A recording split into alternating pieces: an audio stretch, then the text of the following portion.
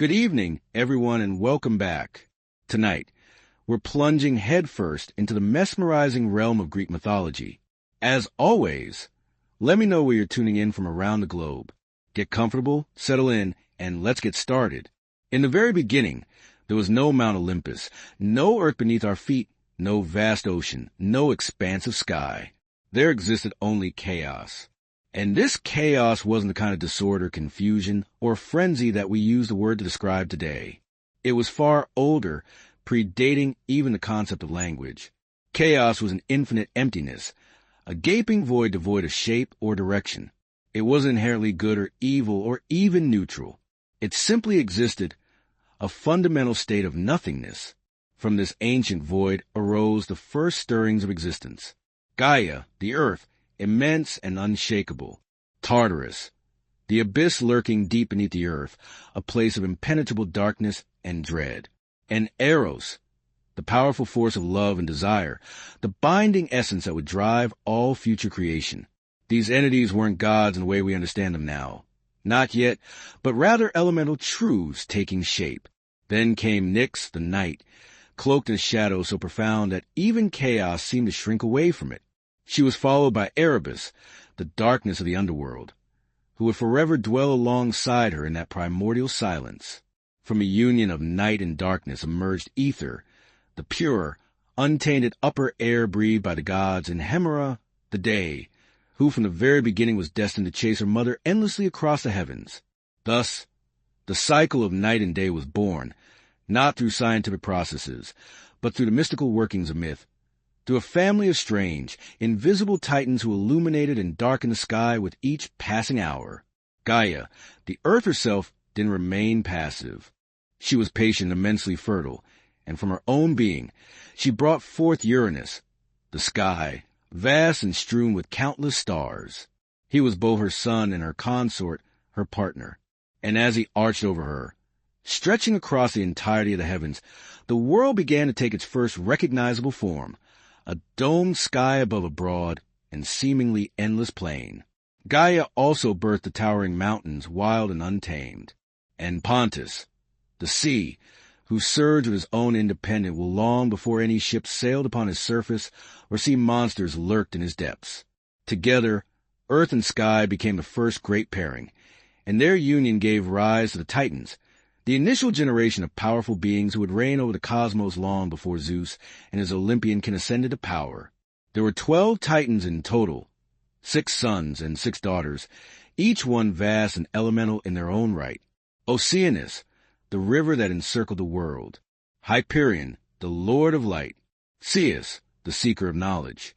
Crius, the bearer of constellations. Iapetus, the ancestor of humankind. And Cronus, the youngest and most cunning of them all. Among the daughters were Thea, the radiant mother of the sun and moon. Rhea, the future mother of gods. Themis, the embodiment of divine law and order.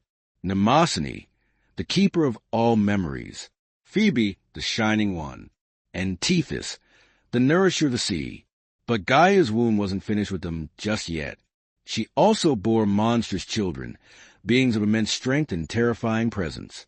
First came the Cyclopes, Brontes, Steripes, and Argesh, each possessing a single eye that burned like a forge in the center of their foreheads. They were the blacksmiths of lightning, strong and unrefined, and they feared neither god nor giant.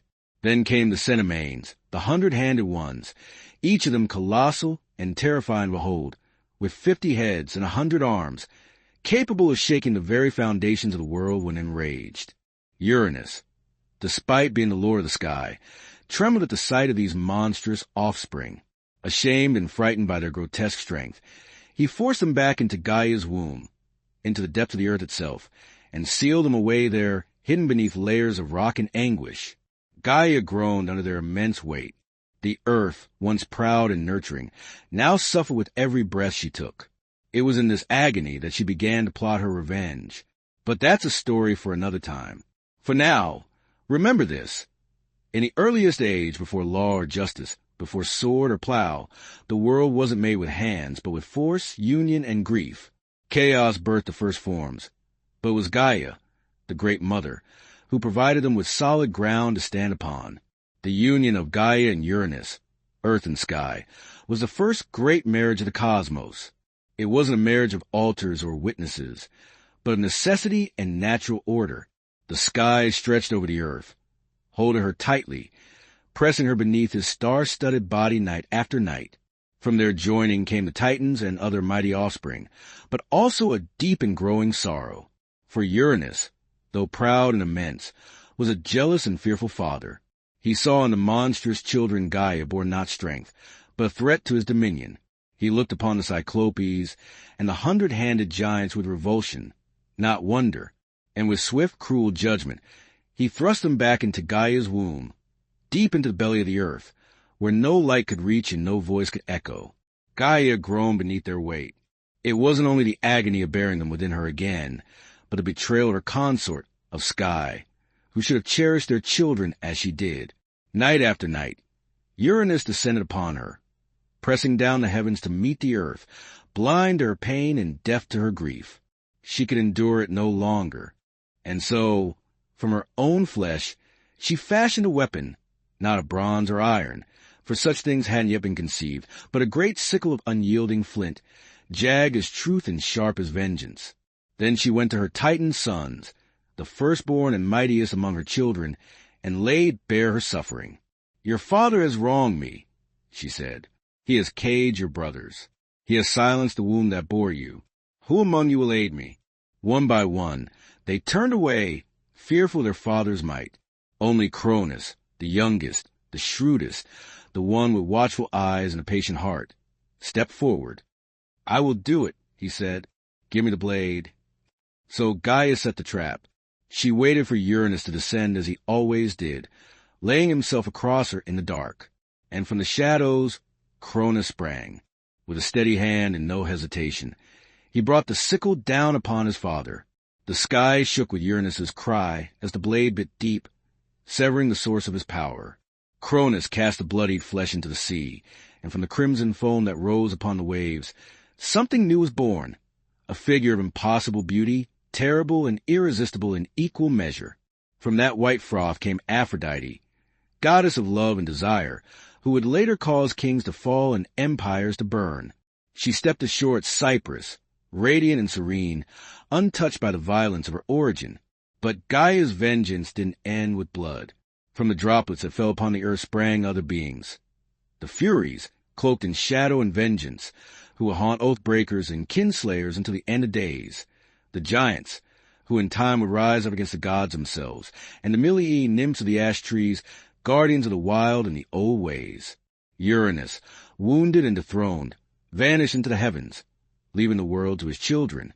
Before he fled, it is said, he spoke a final curse, one that would ring through time like a bell. "Just as I was overthrown by my son, so too shall he be overthrown by his own." It wasn't a prophecy he invented, but a truth Gaia had already whispered, and Cronus heard it well. He seized the sky throne and wrapped himself in power. But from the moment he grasped it, he began to fear what his father had warned. Thus ended the reign of Uranus, the first king of the cosmos, and began the age of the Titans. Yet already, in the womb of time, the next storm was brewing, with Uranus cast down and the sky no longer pressing so tightly upon the earth. The world breathed anew. The Titans, freed from their father's yoke, now stood tall beneath the heavens. And Cronus, the youngest and most cunning among them, claimed dominion over all. He wasn't a god of chaos or cruelty, as his father had been in the end, but he ruled with a cautious and suspicious heart. The sickle he had used to bring down Uranus remained hidden, buried in the earth or cast into the sea, its blade remembered but unseen like a secret sin. Cronus had delivered his mother from torment and his siblings from imprisonment. Yet from the very moment he sat upon the throne of the cosmos, his mind was troubled by the prophecy that had driven him to rebellion. The words of his dying father echoed through him like a second heartbeat, that he too would be cast down by his own child. So Cronus took a wife, as kings must. He chose Rhea, his sister, a Titaness of gentle strength and deep wisdom, though her name would one day be spoken in the same breath as pain and grief. Together, they ruled to a time that later poets will remember as a golden age, a time when mortals, newly created, lived in peace, free from suffering, untouched by winter or war, and the fruits of the earth ripened without need for toil. It was an age before kings had armies, before men built walls or worshiped in temples, when justice moved unseen among humankind, and no one locked their doors. But such peace, as the world has always known, doesn't last. In time, Rhea began to bear children, and as each one was born, Cronus remembered his father's curse. He didn't hesitate. The moment Rhea placed each newborn in his arms, first Hestia, then Demeter, then Hera, Hades, and Poseidon, he opened wide his jaws and swallowed them whole. Not a trace was left, not a cry, not a cradle. Only the knowledge that they were gone, hid within their father's belly like seeds in winter soil. He told Rhea it was necessary, that he wouldn't suffer the same fate as Uranus, that the throne must be protected. Rhea, though proud and strong, was powerless against him. She wept, but her tears changed nothing. 5 times she gave birth, and 5 times she lost her children to the hunger of her husband's fear. But the 6th time she resolved to act. When she felt the child stir in her womb, she didn't go to Cronus. She fled instead to the island of Crete, where the mountains met the sky and deep caves opened beneath the earth. There, hidden among shepherds and nymphs, she gave birth to her youngest son, Zeus. And from the moment of his birth, Rhea knew he was different. His cry shook the trees. His eyes opened before his first breath. And when he grasped her finger, he held it with the strength of fate itself. To deceive Cronus, Rhea wrapped a stone in swaddling cloth and presented it to him with trembling hands. He swallowed it greedily, thinking the danger had passed. But beneath Mount Ida, the infant Zeus was nursed in secret. He was guarded by the Curetes, warriors who danced and clashed their shields to drown out the sound of his cries, and fed by the goat Amalthea, whose milk gave him strength beyond measure. And as Zeus grew, so did the storm that would one day break upon the world. Yet for now, the age of Cronus held. The sky was high, the earth was green, and the Titans ruled from their thrones, oblivious to the gathering wind. But deep within Cronus, 5 children stirred in the dark, and far to the west, a child born in secrecy watched the stars and waited. In the hidden fold of Mount Ida, where the air was thin and the wind whispered ancient names through stone and pine, Zeus grew to manhood, raised in secret. Far from his father's gaze, he learned of the world not through books or scrolls, but from the silence of the high peaks, the rustling of leaves, and the cautious stories murmured by his guardians in the firelight. He drank the milk of the divine goat Amalthea, who had nourished him from birth, and from her broken horn, torn by accident or omen, was born the cornucopia, symbol of endless bounty. When Amalthea died, Zeus hung her hide among the stars in her honor, and her memory became part of the sky he would one day command. But he wasn't born for stargazing or solitude. The blood in his veins was thick with prophecy, and his bones carried the weight of rebellion. As he came of age, Gaia herself began to stir. She remembered the betrayal of Cronus, the pain of her imprisoned sons, the 100-handed ones and the Cyclopes, buried deep in Tartarus. Her vengeance hadn't ended with Uranus. It had only been delayed. With words as old as stone, she whispered truth into Zeus's dreams. And in his waking hours, she guided his steps. First, she led him to Métis, the Titaness of wisdom, whose counsel was shrewd and whose loyalty leaned toward the future. With Métis's aid, Zeus fashioned a plan. To strike against Cronus, a king of Titans in time, would require more than strength. It would demand cunning. Zeus returned in disguise to the house of his father, and there, with Métis's craft, he offered Cronus a potion laced in wine, bittersweet and thick as honey. The drink stirred the old Titan's gut, and at last, with shudder and a groan, Cronus vomited forth the children he had swallowed long ago. They came not as infants, but full-grown and gleaming, clad in the strength of gods, reborn into a world already poised for war. First Hestia, goddess of the hearth and flame, then Demeter, goddess of the grain, then regal Hera, proud and sharp-eyed, then Hades, lord of the dead, and at last Poseidon, master of the deep. The 6 siblings stood together for the first time as one, and looked to the throne that had cast them into darkness. They wouldn't forget. But Cronus wasn't without allies. The Titans rallied to him, his brothers and sisters gathering atop Mount Othrys, the old seat of power in the south. Oceanus remained apart, too old or too wise for blood feuds, but the others, Ceus, Crius, Hyperion, Iapetus, took up arms. So began the war the poets called Titanomachy, the clash of Titans and Olympians, a war that tore across the heavens and split the earth to its core. For 10 long years, the battle raged without end. The sky darkened with storm and smoke. Thunder and fire echoed across the mountains, and the world below, still young and silent, watched in dread as its masters fought for the right to rule. The Titans held Othrys, tall and time-worn, while Zeus and his kin made their stand upon Mount Olympus, a peak still unscarred by war. The battles were terrible and unrelenting. Lightning tore open the skies, and tidal waves swallowed islands whole. Volcanoes bled fire, and winds howled like wolves. At times, the war seemed endless, neither side able to land the final blow. But Gaia, ever watchful, knew that the balance couldn't tip without what had long been buried. She counseled Zeus once more. If he were to win, he must ascend into Tartarus and free his monstrous uncles, the Cyclopes and the Cenomans, whom Cronus had kept locked in chains out of fear. With his siblings beside him, Zeus broke the gates of the underworld and released the imprisoned powers. The Cyclopes, grateful and eager, gifted Zeus his greatest weapons, the thunderbolt, symbol of sky and storm. To Poseidon, they gave the trident with which he would command the seas, and to Hades, a helm of darkness that would make him unseen. The Cenomans, giants with 100 hands, joined the fight at last, hurling mountains like stones and battering the Titans with the fury of ancient things unbound. With these allies, the tide turned. The Olympians pressed forward with a fury no Titan could match. Cronus, proud and unyielding, fought to the last. But the prophecy, as always, unfolded without mercy. The Titans fell. One by one, they were driven down, cast from the high places of the earth. Zeus didn't slay them.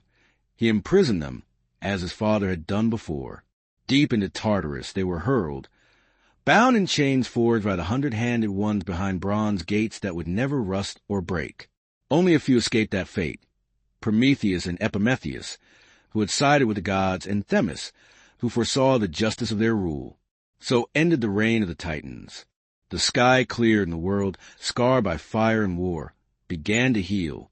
The throne passed to Zeus, not by birthright, but by might and wisdom and fate fulfilled.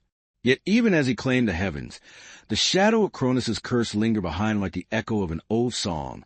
For power, once seized, must always be watched, and no ruler, god or mortal, sit secure forever.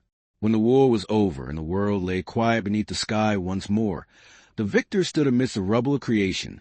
The Titans were chained in the depths of Tartarus, their groans swallowed by that black abyss from which no echo returned. The old order had been broken, but with the storm of war ended, the gods faced a new challenge, perhaps greater than any battle for rule. For conquest may be won with fire and fury, but rule demands judgment, patience, and division. The world was wide and wild and filled with powers both known and yet unnamed. It couldn't be held by one alone. Zeus, eldest among the gods now reborn, stood at the center of this new age. Though not the firstborn, he was first in might, first in cunning, and first to move when action was demanded. But the old laws, carved not on stone, but into the bones of the cosmos itself, didn't grant him sole dominion. He had 2 brothers, both tempered by war, made strong in their own right. Poseidon, who had driven the sea to foam in his wrath, and Hades, who had worn the helm of darkness and moved unseen through battlefield and cavern alike. They too had shed blood, taken risks, and suffered loss. The throne of the cosmos couldn't belong to Zeus alone, lest the seeds of war be sown anew, this time among brothers. And so the 3 gathered, Zeus, Poseidon, and Hades, and cast lots to divide the realms of the world. Not through bickering or force, but by fate itself did the dice fall. This was no child's game. The casting of lots was sacred, guided by the same power that had spoken through Gaia's whispers and shaped the course of the Titanomachy. They threw the bones and waited. When they landed, the world was drawn into 3 great dominions. To Zeus fell the sky, the broad heavens, the air between stars and peaks. He became Lord of Thunder and Rain, Master of Storm and Cloud, and the undisputed King of Olympus. His voice would echo in thunderclaps. His fury would blaze in lightning, and the eagle became his herald, soaring high above all. To Poseidon fell the sea, deep and restless, full of mystery and monsters. He took the oceans, the rivers, and every spring that bubbled from the earth. With his trident, he could shatter cliffs and stir the tides of rage or calm. Beneath the waves, he built a palace of coral and gold, and there he ruled not only over fish and current, but over creatures older than time, sea serpents, leviathans, and things whose names had never been spoken aloud. To Hades fell the underworld, the land of the dead. It wasn't a prize most would have chosen, but Hades took it with quiet resolve. He ruled the shadowed realm with stern dignity, his kingdom hidden beneath the earth where the sun didn't shine. There he became master of the shades, the judge of mortal souls, and guardian of wealth hidden in the deeps, gems, metals, and secrets lost to time. Though men feared his name and whispered it only when necessary, Hades kept the balance between life and death. It was said he never once broke the laws he was sworn to uphold. The earth itself, Gaia's own flesh, was left as a common realm, shared by all. The mountains belonged to no one. The fields were roamed by mortals and spirits alike, and the forests grew wild under no single banner. It was a realm in between, where gods might walk and mortals might see them, but it was also where ambition brewed, and where fate would continue to work its quiet will. Thus the world was ordered. Sky, sea, and underworld. The three brothers, now kings in their own realms, swore not to war among themselves, lest the world break anew. They built their thrones and gathered their followers. On Mount Olympus, high above the clouds, Zeus called the gods to council. There beside him stood his sisters, Hera, proud and sharp as winter ice, Demeter, whose steps awakened spring, and Hestia, ever burning at the hearth of every home. And others came, new and old, Athena, born from wisdom and war, Apollo, golden and far-seeing, Artemis, silent and swift, Ares, bloody-handed, Hermes, fleet of foot and mind, Hephaestus, limping but brilliant, and Aphrodite, whose smile could unravel kings. It was the beginning of a new age, the age of Olympus. But though the thrones had been set and the realms divided, the world wouldn't stay still for long. The gods, for all their power, weren't immune to pride, nor love, nor rage. And the mortals who now began to rise across the lands would bring their own stories, their own wars, and their own share sorrow. The heavens had been won, but peace is never simple when God sit upon the throne. When the smoke of war faded and the world was cast once more in sunlight, Mount Olympus became the seat of a new and glittering court. The Titans had ruled from Mount Othrys in the south, harsh, ancient, and wrapped in storm. But Olympus in the north stood higher still, its summit crowned in cloud and crowned in myth. The mountain wasn't merely a place, but a threshold, a place where sky met stone, where the mortal world ended and the divine began. It was here that Zeus, having claimed the heavens by fate and force, gathered the new pantheon of gods. The Olympian court didn't mirror mortal kingdoms. There were no brick-paved roads leading to its gates, no heralds announcing guests, no army stationed at its base. The gods needed no walls to guard them. The air itself served as their boundary, a veil too high for mortal breath. Olympus was said to have no storms, no snow, no decay. Its halls were of marble and cloud, its ceilings vaulted with starlight, and its corridors stretched wide enough for wind to wander freely. Here the gods walked not as shadows or omens, but in full form, radiant, terrible, and more alive than anything that walked the earth below. At the summit of Olympus stood Zeus, king of gods and men, seated upon a throne of thunder. He ruled not by brute strength alone, though his power was unmatched, but by the will of fate and the long memory of war. His voice carried like distant thunder. His eyes saw beyond clouds and time. And in his hand he carried the thunderbolt, the Cyclope's gift, the symbol of judgment, swift and final. But even he didn't rule alone. Around him stood the others, each a pillar in the new world order. Hea sat beside him, not just as his wife, but as queen, a sovereign in her own right. She reigned as a goddess of marriage, queenship, and childbirth, and embodied the silent fury of a woman scorned. Proud and unyielding, Hea remembered every slight, and her jealousy would one day shape the destinies of gods and mortals alike. Her crown wasn't given, but earned, forged in the fires of betrayal, and sealed by the sacred oaths of Olympus. Next came Dido, the goddess of grain and growth. Where her feet graced the earth, the soil softened and seeds stirred to life.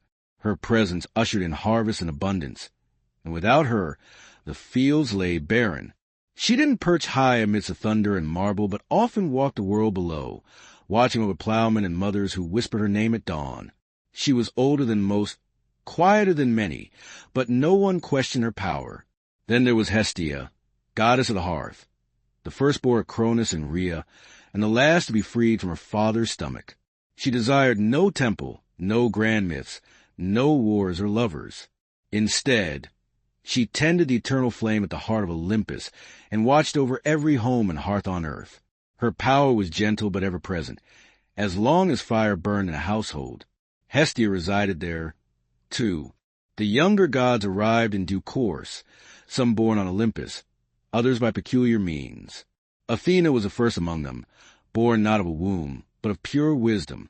When Zeus swallowed Metis, fearing her unborn child would surpass him, he believed the matter resolved. But Metis didn't die. She thrived within him, whispering, scheming, crafting knowledge in the shadows. One day, Zeus roared in agony, and with a mighty blow to his skull, Athena sprang forth, fully grown, clad in bronze armor, spear in hand. Her eyes were clear and sharp as flint. She became the goddess of wisdom, strategy, and righteous war, a virgin warrior with zero patience for frivolity. Apollo and Artemis came next, twins born to Leto, a Titaness who wandered long and hard to find a place to give birth. No land dared offer her sanctuary, for Hera's wrath was vast and vengeful. Finally, the floating island of Delos accepted her, and there she birthed her children. Apollo, golden-haired and radiant, became the god of light, prophecy, music, and healing.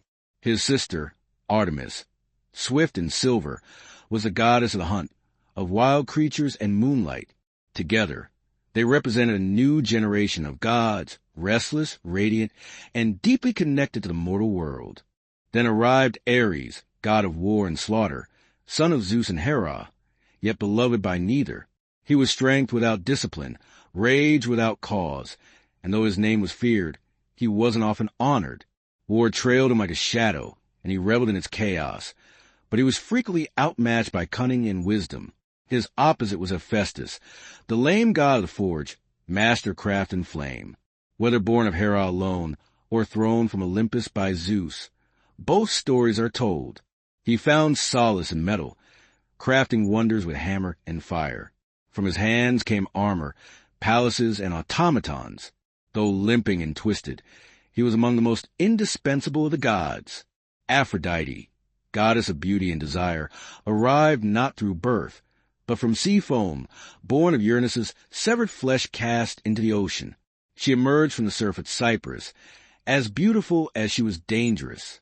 Love, lust, jealousy, and ruin followed her everywhere. Even Zeus couldn't fully command her. She ensnared gods and mortals alike with a single glance. And though she often smiled, it always came with consequences. Hermes, the trickster and herald, arrived last of this early court, the son of Zeus and the nymph Maia. He moved swiftly between worlds, winged sandals on his feet and a mischievous grin on his lips.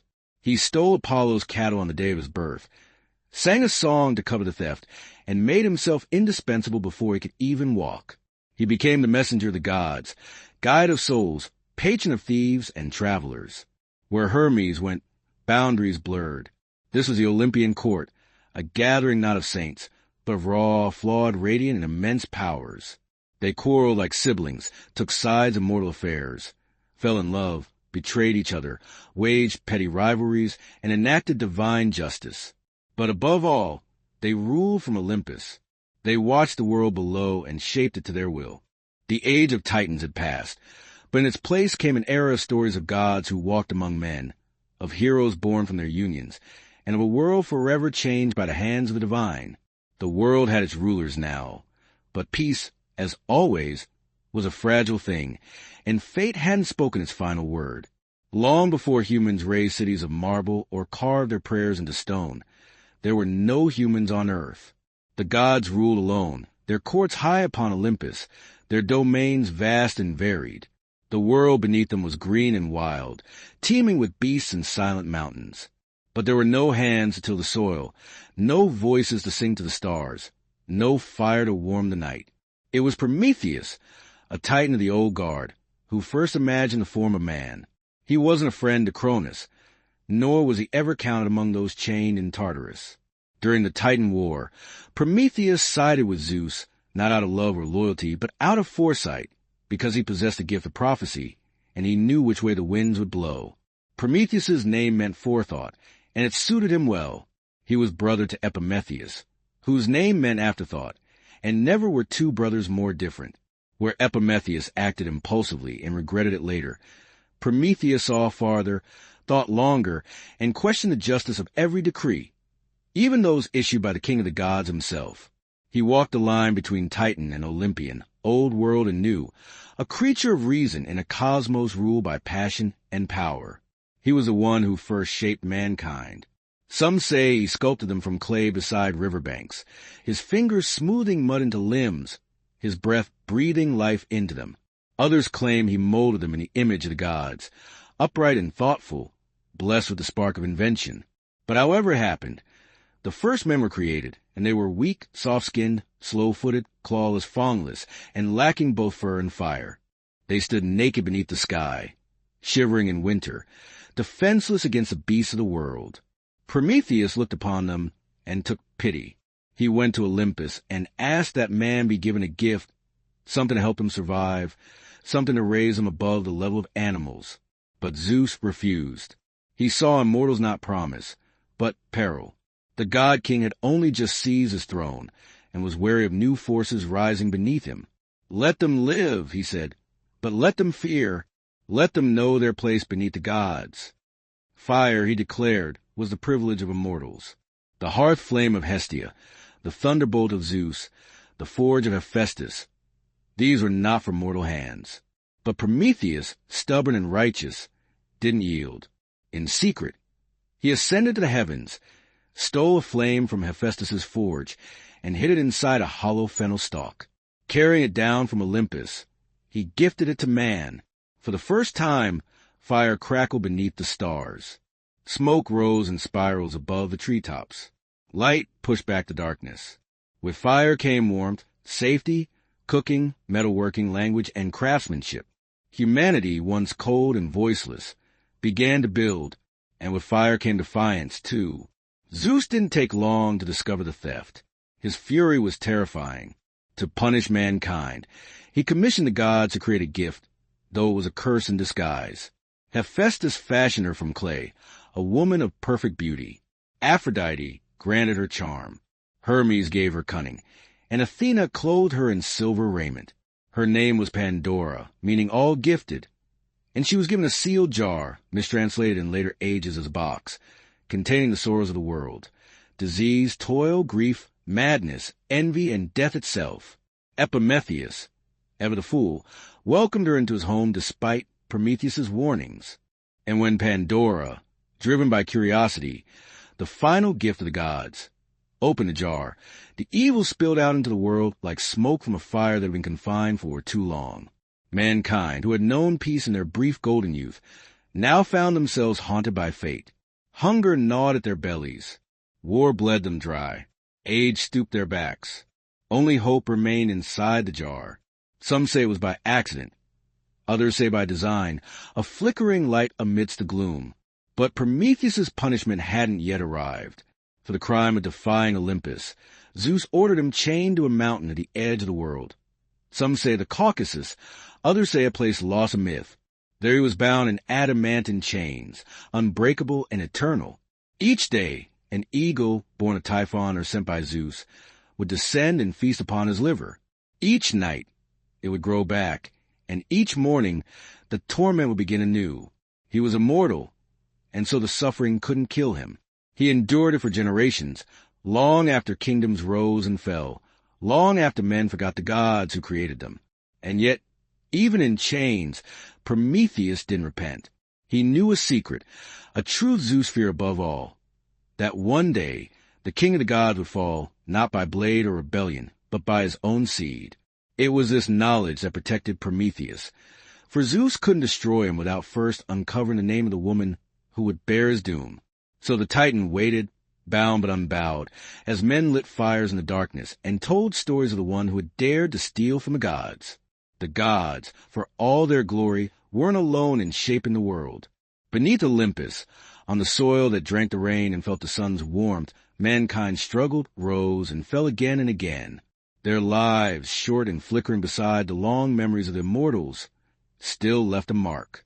And though Zeus ruled the skies and Poseidon stirred the seas, it was the deeds of mortals that filled the earth with both beauty and sorrow.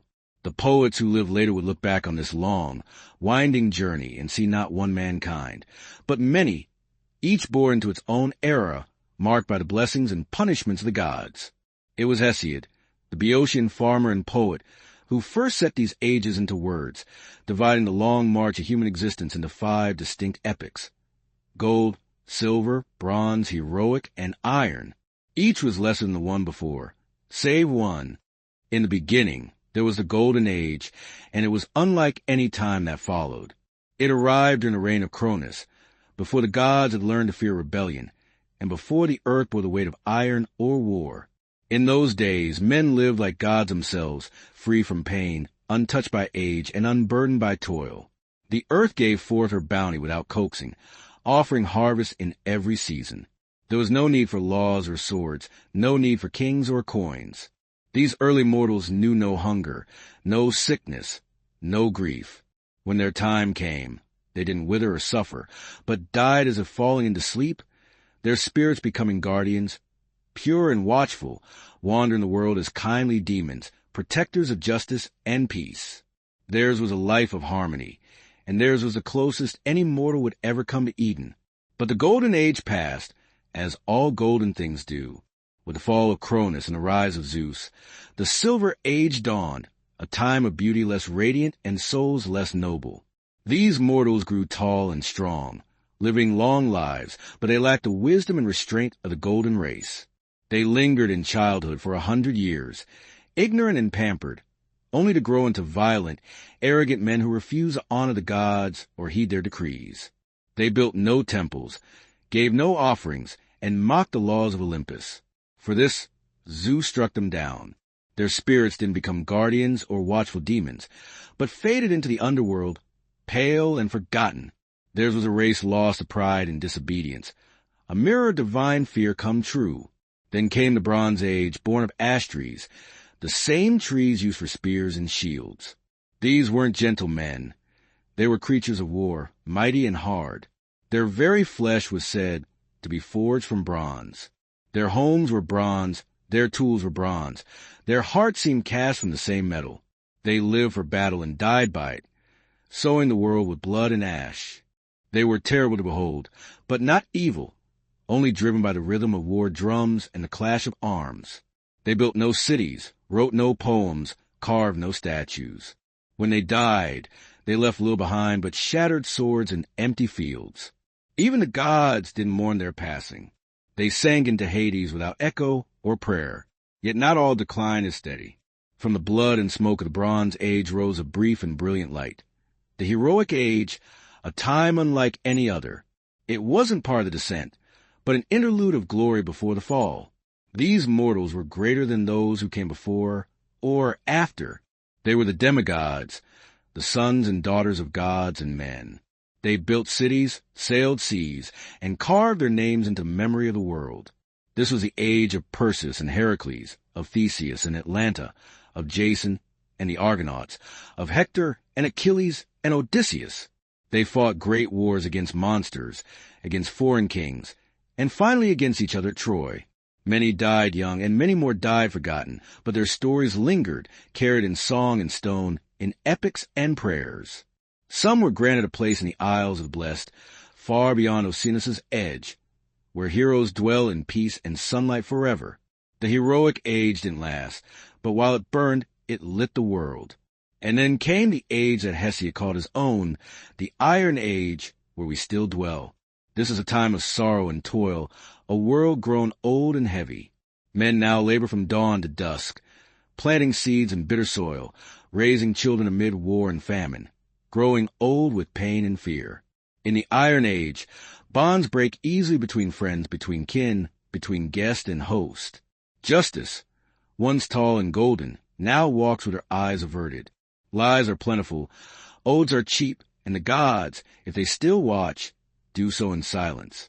In this age, mortals build towers but forget their ancestors. They chase gold and power, and cut down the forests that fed them. It's an age of struggle, and it's said that one day even this will pass.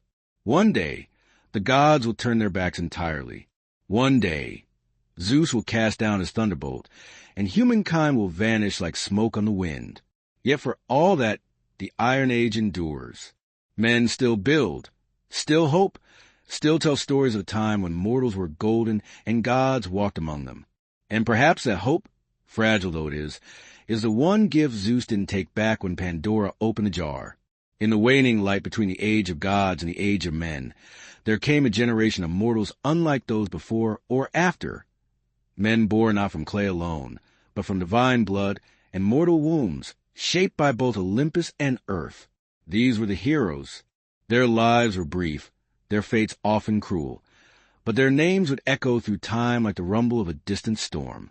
Among the first and greatest of them was Perseus, slayer of monsters, founder of dynasties, and by blood and deed, the forerunner of all who wear a hero's crown.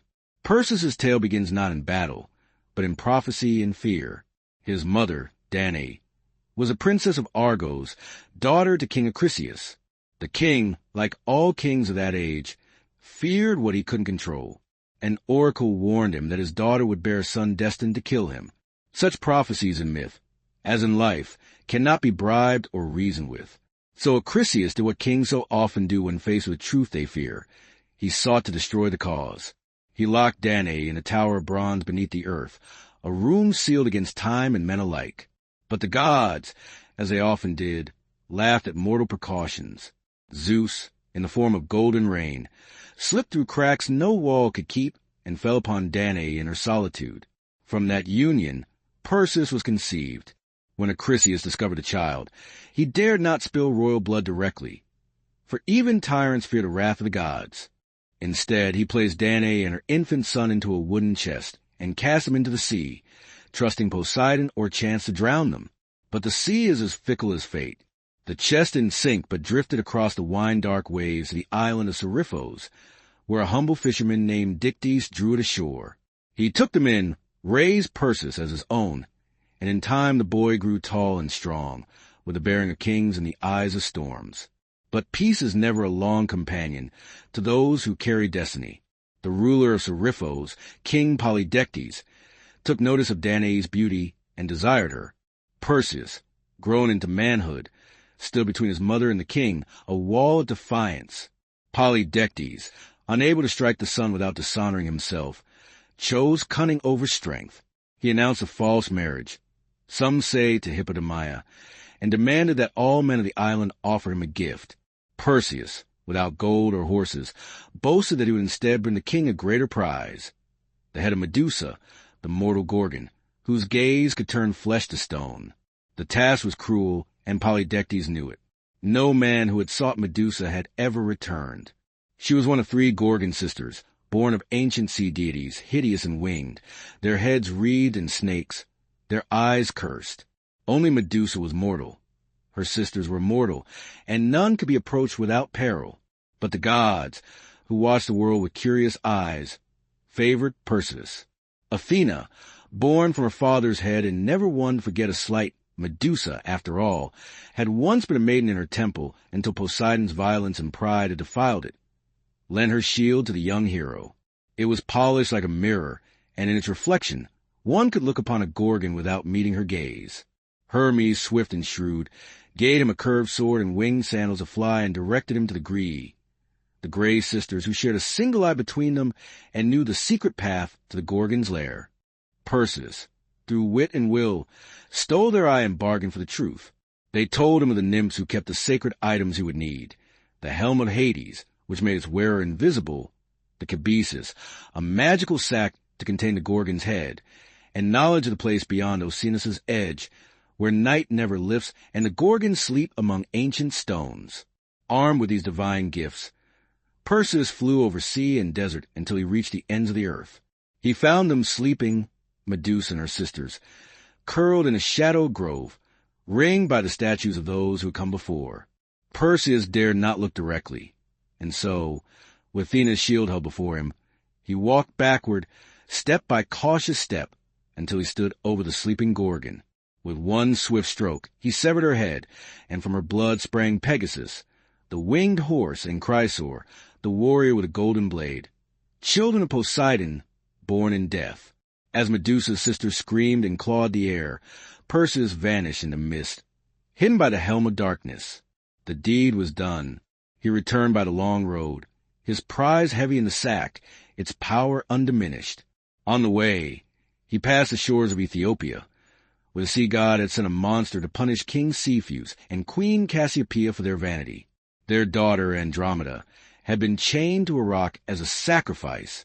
Perseus, beholding her beauty and innocence, slew the beast, turned into stone with the Gorgon's head, and claimed her as his bride. She would follow him westward, becoming the mother of his line. When at last he returned to Seriphos, Polydectes scoffed at his tale. So Perseus reached into the sack and withdrew the severed head. The king and his court were turned to stone where they stood. Dictys, the fisherman who had shown kindness to a mother and her child, became king in his stead. The cycle of cruelty was broken, if only for a time. But prophecy, once spoken, is not so easily undone. Perseus journeyed to Argos, where King Acrisius, still haunted by the words of the oracle, fled rather than face the boy he had once condemned to death. Yet fate doesn't forget. At the funeral games of a neighboring king, Perseus, throwing a discus, struck an old man in the crowd, Acrisius, his grandfather, who died without ever knowing that his death was no murder, but an accident long foretold. So the circle closed, as they always do in myth. Perseus had fulfilled the prophecy, though not by malice. He had slain a monster, saved a maiden, founded a line of kings, and carried the weight of fate with dignity. He wouldn't live forever, but his name would, for from his blood would come Heracles, and from Heracles, the next chapter in the story of the gods and men. If Perseus was the first great hero, Heracles was the mightiest. His name, like thunder over distant mountains, carried weight across every land touched by Hellenic breath. He wasn't merely strong, but larger than life itself, straddling the border between man and god, joy and grief, triumph and tragedy. He was a great-grandson of Perseus, a son of Argos and a son of Zeus. And though the gods would bless him with strength, they would curse him with suffering. His birth was itself a trick of time. Zeus, ever lustful, desired Alcmena, wife of the Theban general Amphitryon. Disguised as her husband, the king of gods lay with her, extending a single night into threefold length. From that union came Heracles, and from Amphitryon a twin, Iphicles, mortal and unblessed. Hera, as always, watched from her throne with a cold and bitter eye. She knew her husband's ways, and she knew too well the threat that this child, half god though he was, might one day pose to her own dominion. Even in the cradle, Heracles bore the mark of the divine. Hera, seeking to destroy him early, sent 2 serpents into the nursery to strangle the infant. But a child reached out with chubby little hands and just choked them both, one in each fist, before any of the nurses could even let out a scream. From that moment on, his fame really took off. As he grew into a young man, he got training in all the fine arts that were considered suitable for a nobleman. Things like music, archery, wrestling, and even chariot racing. Still, there was this wild streak in him, this kind of inner restlessness that no amount of lying or tutoring could ever tame. When he became a man, he found both love and disaster. He married Megara, who was the daughter of the Theban king Creon, and for a while, things were peaceful. He had sons and defended his city. But Hera wasn't one to forget. In a fit of her godly rage, she clouded Heracles' mind with total madness. He flew into a rage, and right there in his own halls, he killed his wife and kids with the same hands that had once cradled him so gently. When the madness finally lifted and his mind cleared, he saw the blood and ruin he had brought to his own house. His cries reached all the way to Olympus, but none of the gods answered. To make up for what he'd done, he went to see the oracle of Delphi. The Pythia, who spoke in riddles, told him that he had to submit to the will of Eurystheus, the king of Tiryns. This Eurystheus was his cousin, not as strong as Heracles, but with a greater destiny. Only by being a servant and going through a lot of suffering could Heracles earn his redemption. That's how the 12 labors started, deeds so incredibly huge and terrible that even the gods took notice.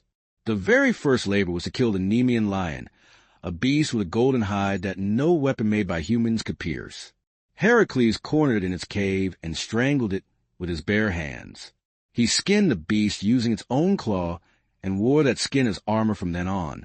It was like a second hide to protect him from the world.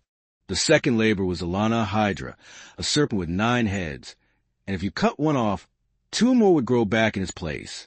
Heracles fought in the swamps, and his nephew Iolaus helped out by searing the stumps as they were cut. From the last head, the one that was immortal and full of venom, Heracles took its ichor and dipped his arrows in it, making them deadly enough to hurt even gods. The third labor was to capture the Cyrenian hind, a deer with golden horns that was sacred to Artemis. Heracles chased it for a whole year, across hills and rivers, before finally capturing it alive, but gently, which earned him the reluctant approval of the goddess. The fourth labor took him to the Erymanthian boar, a monstrous beast of the wild. He wrestled it in the snow-covered mountains of Arcadia and dragged it back to Tiryns in chains, laughing as Eurystheus hid in total terror inside a bronze jar. The fifth task wasn't so glorious. It was to clean the Orgean stables, home to thousands of cattle that hadn't been touched by a broom or shovel in decades. Heracles, always wanting to find a solution, rerouted some rivers to wash away all the filth in just one day. The sixth was to drive away the stylen birds, man-eating creatures with bronze beaks and razor-sharp feathers on their wings. With the help of Athena's rattle, he startled them into taking flight, and then shot them down from the sky. The seventh labor took him far to the west to capture the Cretan bull, a beast of divine origin that was the father of the Minotaur. Heracles wrestled it and brought it back alive, while the bull's eyes burned with madness in the fury of the sea. The eighth labor sent him north to Thrace, where he tamed the Mars of Diomedes, flesh-eating horses that gnashed their teeth, hungry for human meat. He fed Diomedes, their master, to them, and the beast became tame. The ninth labor needed both diplomacy and bloodshed. Heracles was sent to get the girdle of Hippolyta, the queen of the Amazons. Even though the queen agreed to give it to him peacefully, Hera spread rumors among the warrior women, and a battle broke out. Heracles killed Hippolyta and got away with the belt. The 10th labor took him to the edge of the known world, to Erythea, where he stole the cattle of Geryon, a giant with 3 bodies. He built the pillars of Heracles at the Strait of Gibraltar and fought the giant, his herdsman, and his hound all at the same time before driving the red cattle back across the continents. But Eurystheus, trying to discredit him, said that 2 of the labors weren't valid, claiming that IRAs had helped with the Hydra and the rivers had helped with the stables. So 2 more were required. The 11th was to steal the golden apples of the Hesperides, which were guarded by nymphs and a dragon that was coiled around the tree's base. Heracles tricked Atlas, the sky-bearer, into getting the apples while he held up the heavens. When Atlas tried to leave him with a burden, Heracles asked for a moment to adjust his cloak, and then took back the sky while running off with the fruit. The 12th and final labor was the most harrowing of all, to go down into Hades itself and bring back Cerberus, the 3-headed hound. Armed with nothing but his own strength, Heracles went to the underworld, introduced himself to Hades, and, with the gods' grim permission, wrestled Cerberus into submission and led the beast, snarling and foaming at the mouth, into the land of the living. With that final labor, his redemption was won. But Heracles' life wasn't peaceful yet. He fought more battles, took new wives, and had lots of kids. But Hera's hatred never faded. In the end, it wasn't a blade or a monster that killed him, but the poisoned blood of the centaur Nessus, which had been smeared on a tunic that his wife, Deianira, had given him, believing it was a love charm. As the poison burned through his flesh, Heracles built his own pyre on Mount Teta. No mortal dared to light it until Philoctetes, a simple shepherd, stepped forward. For that, he was given the hero's bow. Heracles was consumed by flame, but in death, he was reborn. Zeus lifted him to Olympus, where he was given immortality, and married to Hea, the goddess of youth. He became more than just a hero. He became a god. His labors, which came from grief and guilt, became the very standard by which heroism was measured. While other heroes were just remembered in stories, Heracles was remembered in shrines, in games, and in the hearts of men who, even though they were mortal, dared to dream of greatness. If Heracles was the greatest of the Greek heroes, then Theseus was the most political, the most cunning, and the most human. He wasn't just a slayer of beasts or a breaker of curses. He was a builder of cities, a maker of laws, and the founding spirit of Athens, the city that would one day call itself the cradle of civilization. His story is a mix of myth and memory, with the roar of heroes and the whisper of politics. He had both brute strength and sharp intelligence, the twin spirits of a nation that worshipped Athena with a spear in hand and an olive branch on his brow. Theseus was born to two fathers, King Aegeus of Athens and Poseidon, the god of the sea. His mother, Ethra, slept with both of them on the same night, one mortal, one divine. From this double union came a boy destined for great things, who was raised far from Athens in the city of Troan, without knowing about the great blood flowing in his veins. Before he left, Aegeus hid a sword and sandals under a heavy stone, telling Ethra that when the boy was strong enough to lift the stone, he would be ready to claim his birthright. As time went on, Theseus grew tall and sharp-eyed, always restless in his limbs and mind. At 16, he moved the stone with a grunt and a grin, and took his father's tokens. Many would take an easy road to Athens by sea, but Theseus chose a land route, which was longer and more dangerous, because he believed that true kingship had to be earned, not just inherited. And that's how the 6 labors of Theseus began, not as huge or godlike as Heracles' trials, but more down-to-earth and personal. Each one a monster of the road, a source of terror to the common man. He defeated Peiriphes, the club-bearer, taking his weapon as a symbol. He killed Cinnes, who tied travelers to bent pine trees and tore them in two. He pushed Siren off the cliffs into the sea, and in the rain a man who forced passers-by to wash his feet, only to kick them to their deaths. He overcame Turgeon the wrestler by using technique, instead of just brute force, and Procrustes, who made beds fit travelers by stretching them or cutting them, found his own death in the same iron frame. Theseus didn't just survive. He cleaned up the land as he went through it, paving the way for Athens itself to rise. When he got to Athens, King Aegeus didn't recognize him. The queen Meta, who was now married to Aegeus and still full of old sorceries, saw to threaten the boy and urged the king to poison him. But Theseus showed the sword and sandals, and at the last moment, Aegeus threw the cup aside, embracing his son in front of the whole court. But joy never lasts long in myths. Trouble was already brewing in the east. For years, Athens had been suffering under a harsh tribute. After a war with the island of Crete, Athens had been defeated, and as punishment, King Minos demanded that 7 young men and 7 young women be sent every 9 years to feed the Minotaur. The Minotaur was a monstrous half-man, half-bull, born out of lust and vengeance, and kept in a twisting labyrinth under the palace at Numbers. This creature had come about because of Minos's pride. When Poseidon sent a bull from the sea, Minos was supposed to sacrifice it, but instead he kept it for himself. As punishment, the gods cursed his wife, Pace, to fall in love with the beast. From that unnatural union came the Minotaur, named Asterius, horned and violent, a living shame that was locked away in the maze designed by Daedalus, the great inventor. Theseus, when he heard about the tribute, volunteered to be one of those chosen. He would go not as a lamb to be slaughtered, but as a hunter into the lair. Before he left, he promised his father that if he was successful, he would come back with white sails on his ship. If he failed, the sails would stay black. When he arrived in Crete, fate took another turn. Ariadne, daughter of Minos and half-sister to the Minotaur, saw Theseus and fell in love with him. She gave him a gift, a ball of thread, a clue, and the secret to the labyrinth's winding paths. That night, Theseus went into the maze. In its dark twists and turns, Where stone endlessly became stone, he found the beast. They fought without words, one prince against one nightmare. Theseus, armed with skill and a sharpened blade, struck the creature down, then followed the thread back into the light. He fled with Ariadne and the freed Athenians, sailing into the Iron Sea. But love is never simple in Greek stories. On the island of Naxos, Theseus abandoned Ariadne. Some say that Dionys claimed her for himself. Others say that Theseus was afraid of what a Crete and bride might mean for the Athenian throne. She woke up alone and wept under unfamiliar stars. Theseus went on home, but in his sorrow or forgetfulness, he didn't change the sails. From the cliffs of Athens, King Aeneas saw black on the horizon and believed that his son was dead. Overcome with grief, he leapt into the sea, which still bears his name, the Aegean Sea. Now king, Theseus didn't rest. He unified Attica, the region around Athens, bringing its villages together into one city-state.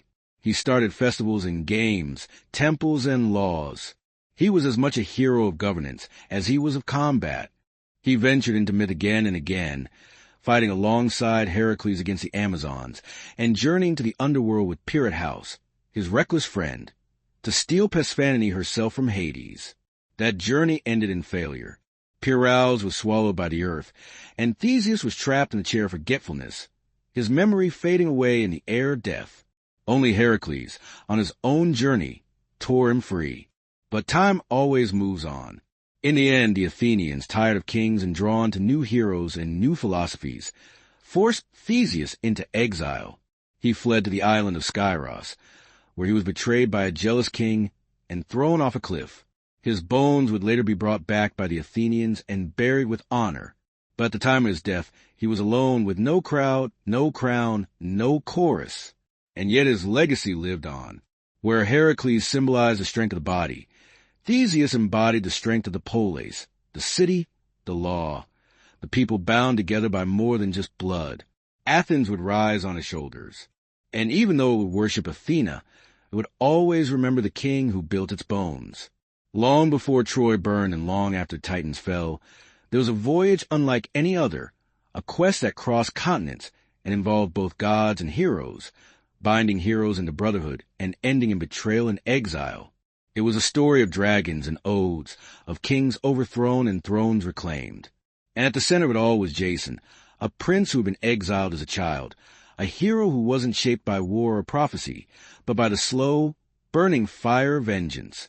His story began in Iolcus, a coastal kingdom in Thessaly. Jason's father had been overthrown by his own brother, Peleus, a man who didn't care about law, just power. Peleus, afraid of the boy who might one day rise up against him, tried to kill Jason at birth. But Aeson, who had been warned, sent the infant away, smuggling him out of court and having him raised in secret by the wise centaur Chiron, who had trained Achilles, Asclepius, and other sons of fate. Jason grew strong in the wild, nourished by honey and knowledge, his muscles hardened by hunting, his mind shaped by stories of kings who had fallen and risen again. Years passed, and Jason came back as a man wearing only one sandal. As he crossed the river Anarus, he had lost one in the muddy current while helping an old woman across. That woman, of course, was Hera in disguise, testing the young hero. When he went into the city, Peleus saw the one-sandaled stranger and turned pale, because the oracle had once warned him, "Beware the man who comes with one shoe." Jason, bold but not foolish, didn't draw a sword or raise a cry. He spoke plainly, saying that he was Aene's son and the rightful heir.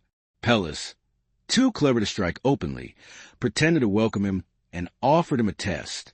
"If you want to be king," he said, "then prove that you're worthy. Get the golden fleece for me from the far land of Colchis. Bring back that ancient prize, and I'll give you the crown." The ram had flown him across the sea, and when Phrixus got to safety in Colchis, he sacrificed the beast in gratitude.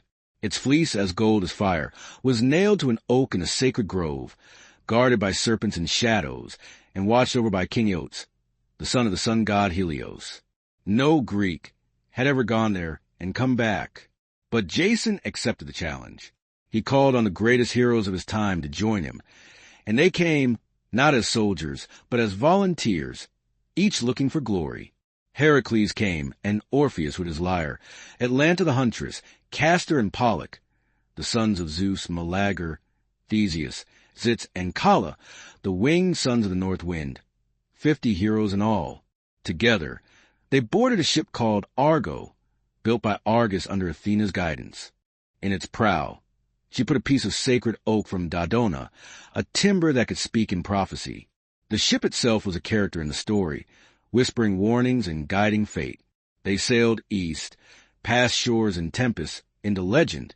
Their first trials weren't with monsters, but with men. On Lemnos, they found a land ruled by women who had killed all their husbands. There, Jason slept with Hypsipyle, the queen of the isle, and fathered sons who he would never see grow up. In Thrace, they came across the blind seer Phineus, who was tormented by harpies that fouled his food.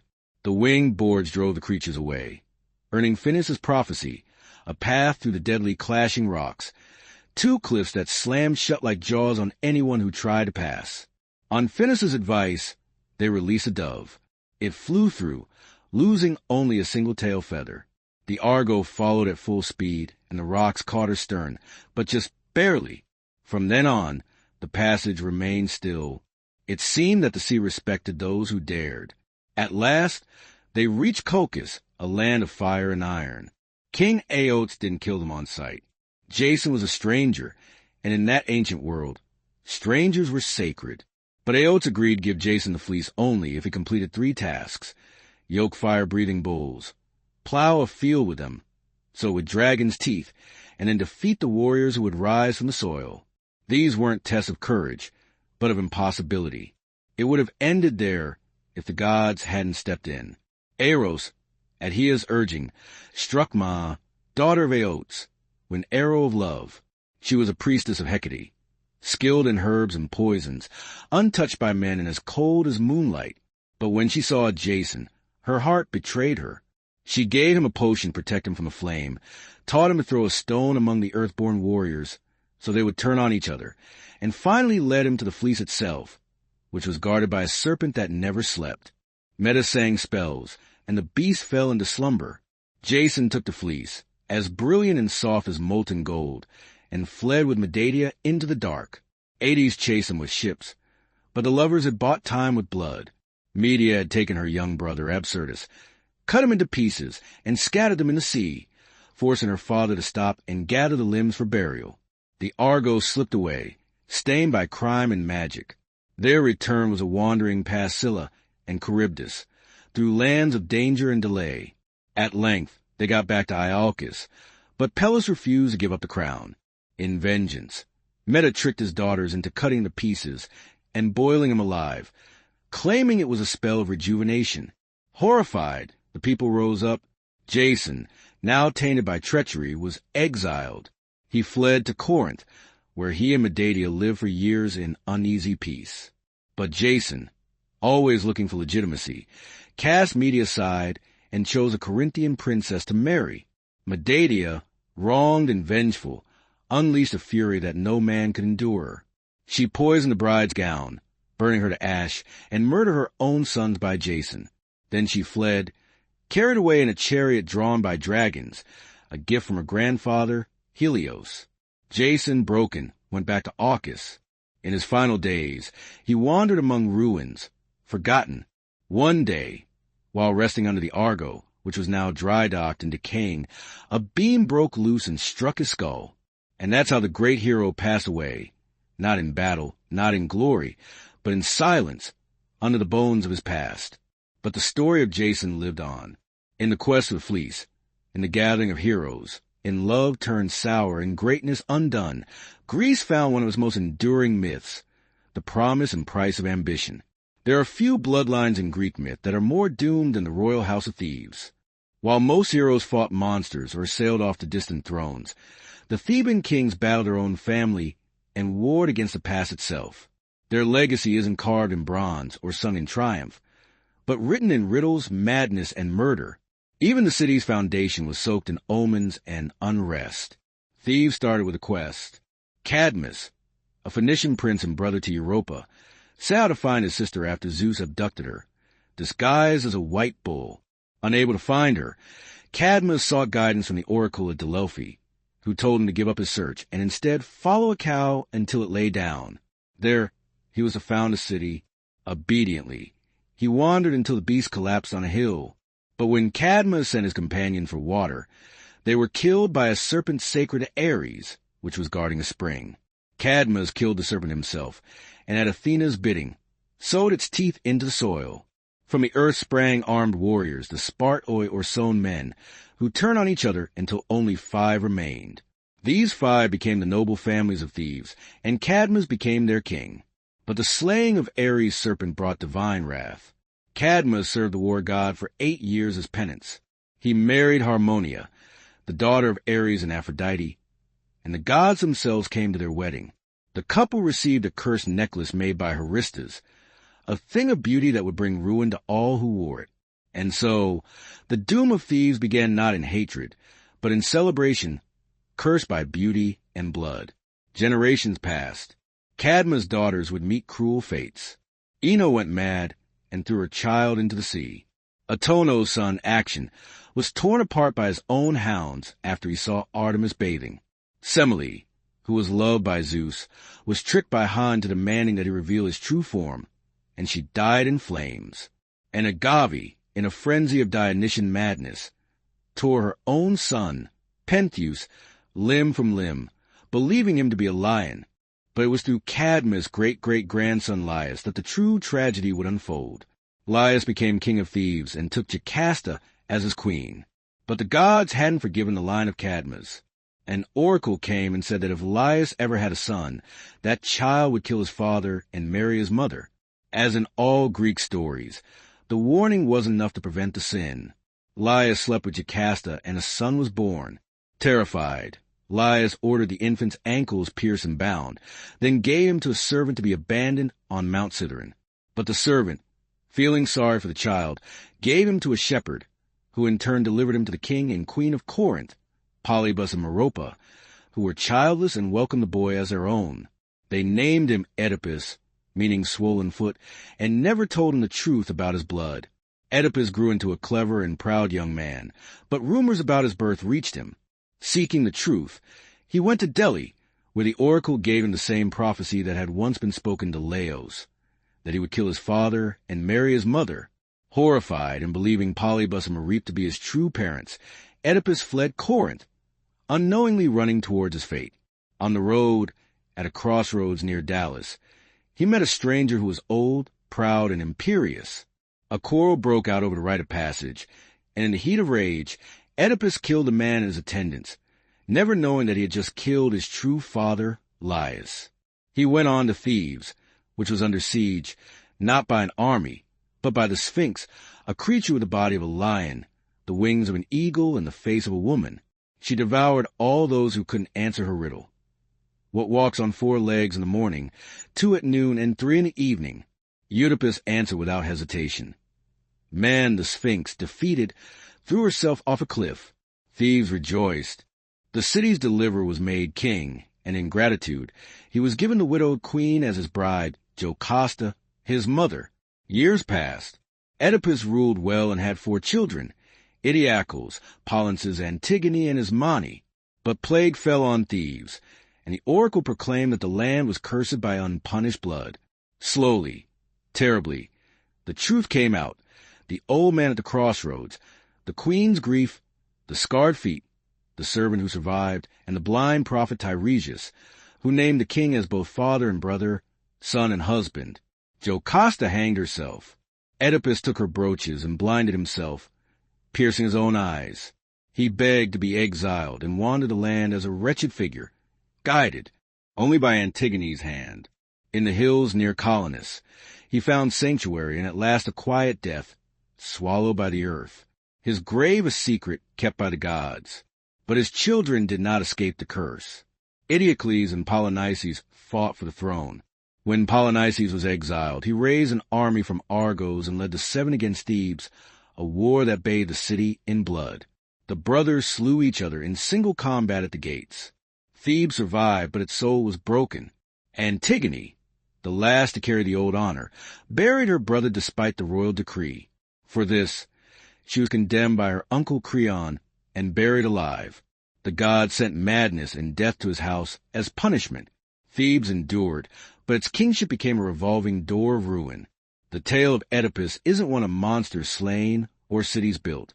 It's a tale of fate, of how a man may do all he can to outrun a prophecy and still run straight into its arms.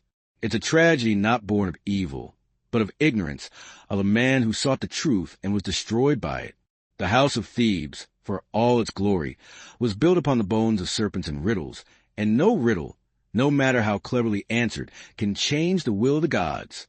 Of all the wars that ever ravaged mortal soil, none would echo louder than the one fought for a woman's face. A war of oaths and pride, of beauty and betrayal, of gods and kings and the fall of empires. It began not with spears or fire, but with a wedding, one that all the gods were invited to, save for one.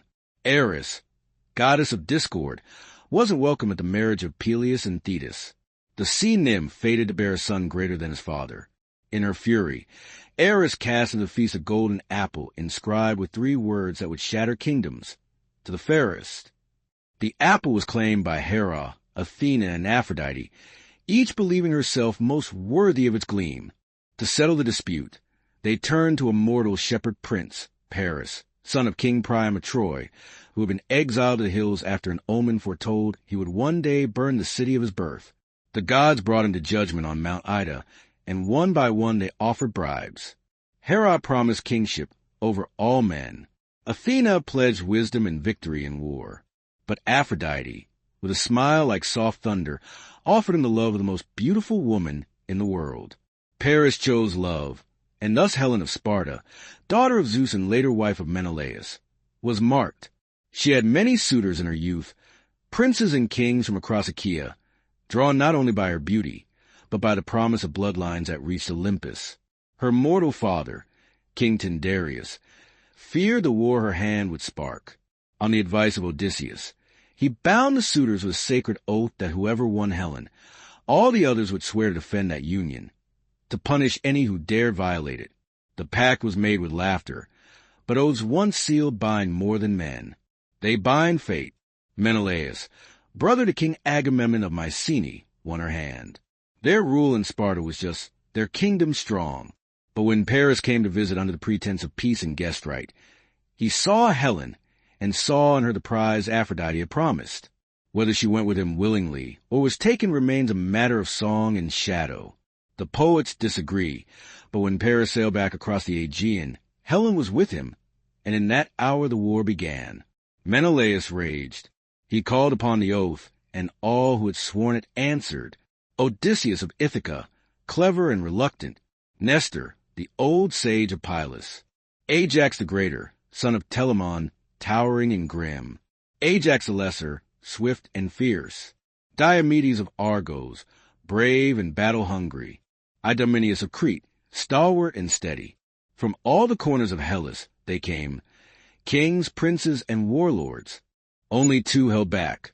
Odysseus, who pretended madness, sowing salt into his fields until a clever envoy placed his infant son before the plow, and Achilles, son of Thetis, who was hidden by his mother among the daughters of Lycomedes, dressed in silk to escape a fate she foresaw. But the Greeks found him, Odysseus, again, tricking Achilles with a spear and shield amid gifts of jewelry.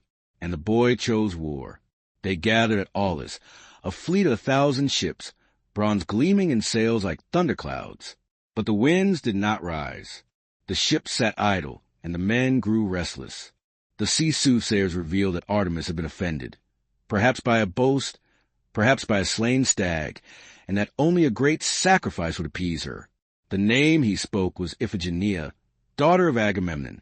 There are stories of lies told to bring her to Aulis under the guise of marriage to Achilles, of her weeping mother, Clytemnestra, of the moment the blade fell, or of a last-moment rescue, with Artemis spiriting the girl away and replacing her with a deer.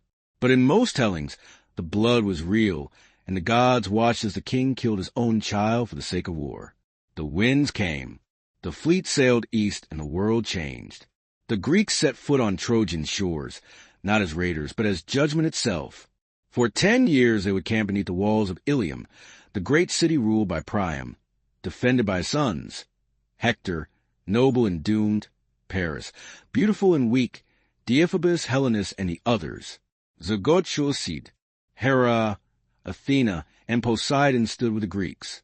Aphrodite, Ares, Apollo, and Artemis favored the Trojans. Only Zeus tried to stay above it, but even he would bend, pulled by fate and family. This wasn't yet the war of Homer's Iliad, which would begin in the 10th year, but the war itself had already begun, not merely with spears and walls, but in the burning of oaths, in the breaking of trust, in the sacrifice of daughters and the judgment of gods. It was a war born not only of love, but pride, of divine rivalry and mortal vanity, of old curses and deeper fears. And it would end not with victory, but with fire. By the time Homer's Iliad begins, the war at Troy has endured for 9 long years. The Greeks, those stern-faced kings who had once come roaring across the Aegean, had settled into a grim rhythm of siege and survival. What had begun in fury and fire became something colder, slower, more desperate. They built black-walled camps along the shore, hauled their ships high upon the sand, and sent out raiding parties day after day, not just to battle, but to feed their armies. The war dragged on like an old wound that wouldn't heal, and both sides felt the infection deepening. The Trojans sate behind their mighty walls, raised, it was said, by Poseidon himself, and the mortal builder Apollo had once served in penance, suffered, but endured. The fields outside the city had long been razed. Their allies came from the east and north, Sarpedon of Lycia, Memnon of Ethiopia, and others, bringing new life to an old cause. And yet the Greeks wouldn't leave, not without Helen. Pride held them there as much as oaths. The war had become a matter of legacy. But war doesn't live in walls and ships. It lives in the hearts of men. And in this war, 2 hearts burned hotter than the rest. Agamemnon, king of kings, stern and imperious, and Achilles, son of Thetis and Peleus, unmatched in battle, fated to die young, and determined to make that death matter. The quarrel between these two would shatter the fragile Greek alliance. It began, as so many quarrels do, over a woman. In one of many raids, the Greeks had taken captives. Among them were Chryseis, daughter of a priest of Apollo, and Briseis, a princess of Lyrnessus. Chryseis was awarded to Agamemnon, Briseis to Achilles. When Chryseis' father came to ransom her, bearing golden gifts and reverent words, Agamemnon scorned him. The old man prayed to Apollo, and the god answered not with fire from the sky, but with plague, a silent killer that passed from beast to man, filling the air with death. The prophet Calchas at last revealed the truth. Agamemnon, forced to surrender Chryseis to save his army, did so, but in turn demanded Briseis from Achilles as compensation. It was a slight Achilles couldn't endure. He rose in the council in fury, called Agamemnon a greedy coward, and swore an oath before the gods. He would no longer fight for the Greeks. Let them bleed without him. And so he withdrew to his tent. And with him went the Myrmidons, his elite warriors, silent and dangerous, forged for war. From that moment, the tide turned. Without Achilles, the Greeks began to suffer. The Trojans pressed harder. Hector, son of Priam and champion of Troy, led the charge with a quiet, noble fury. He wasn't Paris, who had brought the war, nor Deiphobus, who sought glory. Hector was the heart of the city, a husband, a father, a prince who carried the burden of his people, not in pride, but in duty. Day by day, the Trojans pushed the Greeks back to the sea. Ships were set ablaze. Heroes fell. Protesilaus, the first Greek to leap ashore, had died in the first skirmish. Now, Patroclus, friend and companion of Achilles, watched the losses mount with growing despair. Some say Patroclus was a friend, others a lover, but all agree he was the only one who could reach Achilles in his grief and fury. When the Trojans breached the Greek defenses and threatened to burn the ships, Patroclus begged Achilles to let him fight in his stead. He wore the hero's armor, rode his chariot, led the Myrmidons into battle, and for a time the Greeks rallied. But Patroclus, flushed with borrowed glory, went too far. He reached the gates of Troy, and there he met Hector. Their duel was brutal, and it ended with Patroclus falling beneath Hector's spear, and with him fell whatever peace remained in Achilles' heart. When Achilles learned of his death, his grief shook the camp. He didn't weep like a man. He howled like a storm god filled with rage and ruin. He returned to battle not for glory, not for oaths, but for vengeance. His mother, Thetis, brought him new armor forged by Hephaestus himself, bronze that gleamed like the sun, a shield carved with the history of the world. Then Achilles went to war. No one could stand against him. He slaughtered men by the dozen, chariots overturned, blood staining the dust. He chased Hector around the walls of Troy 3 times before they met in single combat. Hector fought bravely, but Achilles was a fire no water could quench. He struck Hector down, pierced him through, and enraged dragged his body behind his chariot, circling the city day after day, denying the dead prince the dignity of burial. It was Priam, the old king of Troy, who brought an end to that madness. At night, guided by Hermes, he crept into the Greek camp and knelt before Achilles. He kissed the hands that had killed his son. He spoke not as a king, but as a father, and Achilles finally wept. He returned Hector's body and gave Priam safe passage. For a moment, there was quiet in the war, but peace, as always, was fleeting. Achilles wouldn't survive the war. A poisoned arrow, some say fired by Paris, others guided by Apollo, struck his heel, the only vulnerable part of him. He died in the dust, young and unmatched, and the war dragged on without him.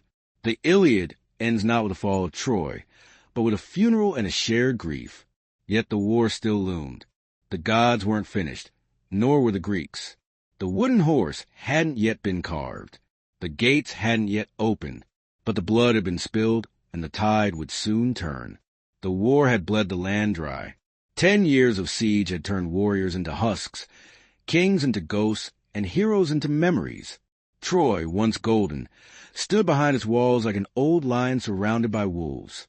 The sons of Priam had fallen one by one. Hector, the shield of the city, laid low by Achilles. Troilus, struck down while still a boy. Polydamas, slaughtered in betrayal. The Trojans fought with the desperation of men, defending not just stone, but history. And yet they endured, year after year, while the Greeks grew weary and restless beside their smoking campfires. Then, just as the gods began to turn their gaze elsewhere, the Greeks vanished. At dawn, the Trojans climbed their towers and saw no sails upon the sea. The ships were gone. In their place, on the plain outside the Scaean gate, stood a colossal wooden horse, tall as a temple, its flanks stitched from smooth plank cedar, its mane carved in honor of Poseidon. No soldiers stirred, no weapons clashed. The war, it seemed, had ended in silence. Troy didn't rejoice easily. Priam, old and cautious, questioned what he saw. Others urged caution.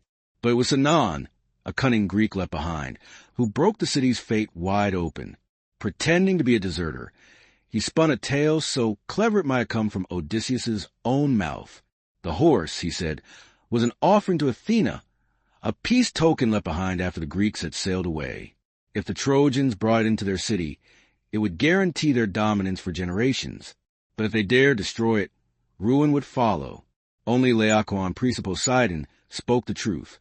"Beware Greeks bearing gifts," he warned, and hurled a spear into the side of the horse. The wood groaned. Something shifted within.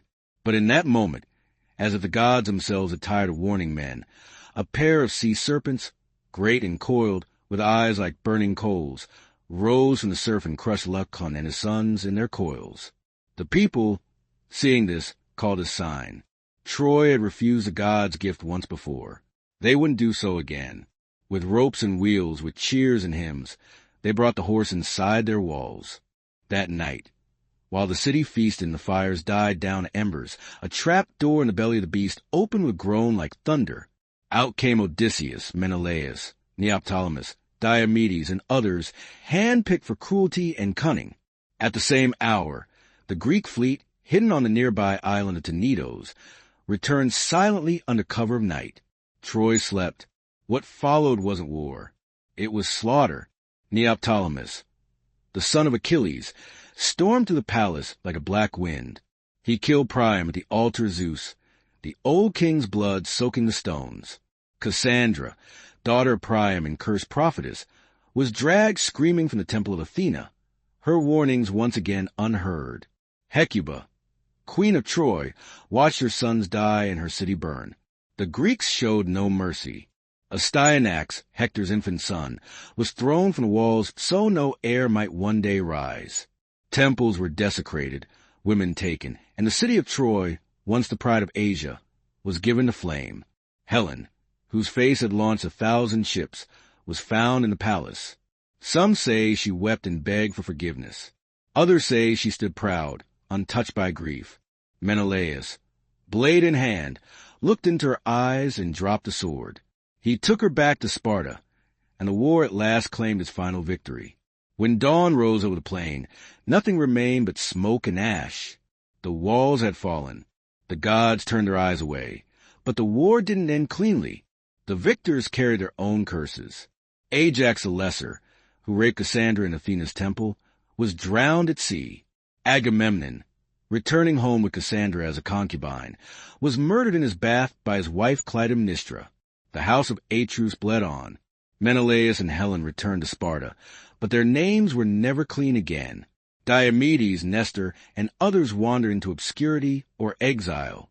Odysseus, cursed by Poseidon, wouldn't see home for 10 long years. His tale, a winding odyssey of shipwreck and monsters, would become its own legend, shaped by gods and loss. Only Aeneas, son of Anchises and Aphrodite, escaped Troy with his father on his back and his son by the hand. Guided by omens and stars, he carried the last ember of Troy westward toward Italy.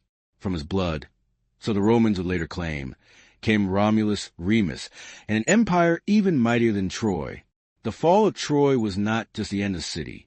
It was the end of an age, the heroic age, where men dined with gods, where glory mattered more than peace, and where fate was carved into flesh and stone. The wooden horse, the fire, the betrayal, the mourning women. These were the final notes of a song that began with an apple and ended in ruin.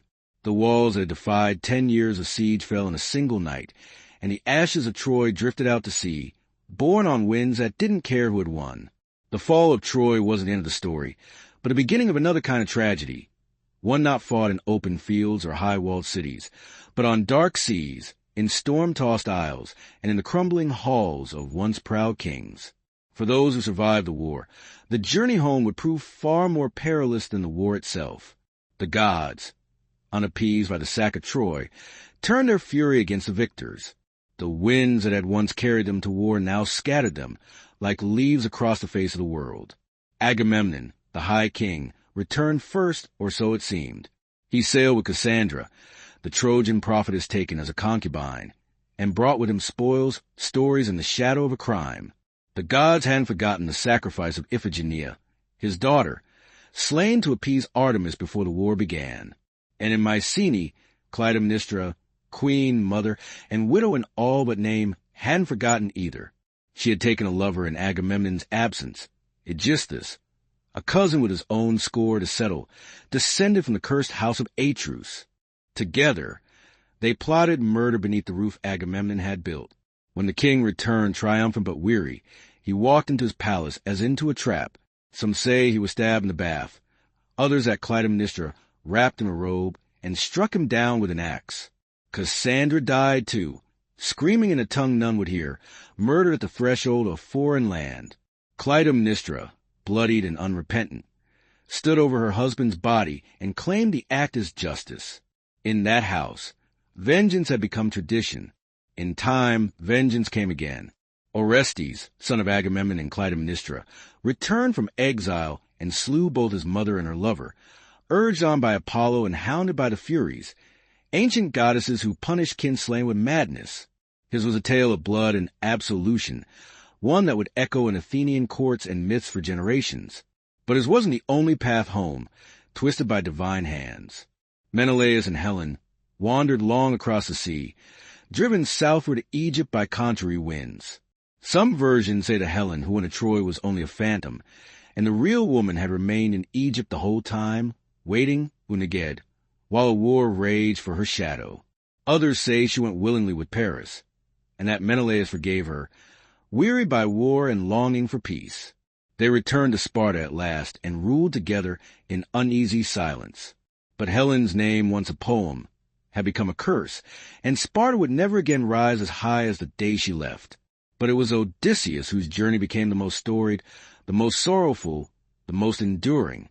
After Troy, he sailed not for home, but into a 10-year trial by sea, caught between the wrath of Poseidon and the whims of fate. He was no innocent.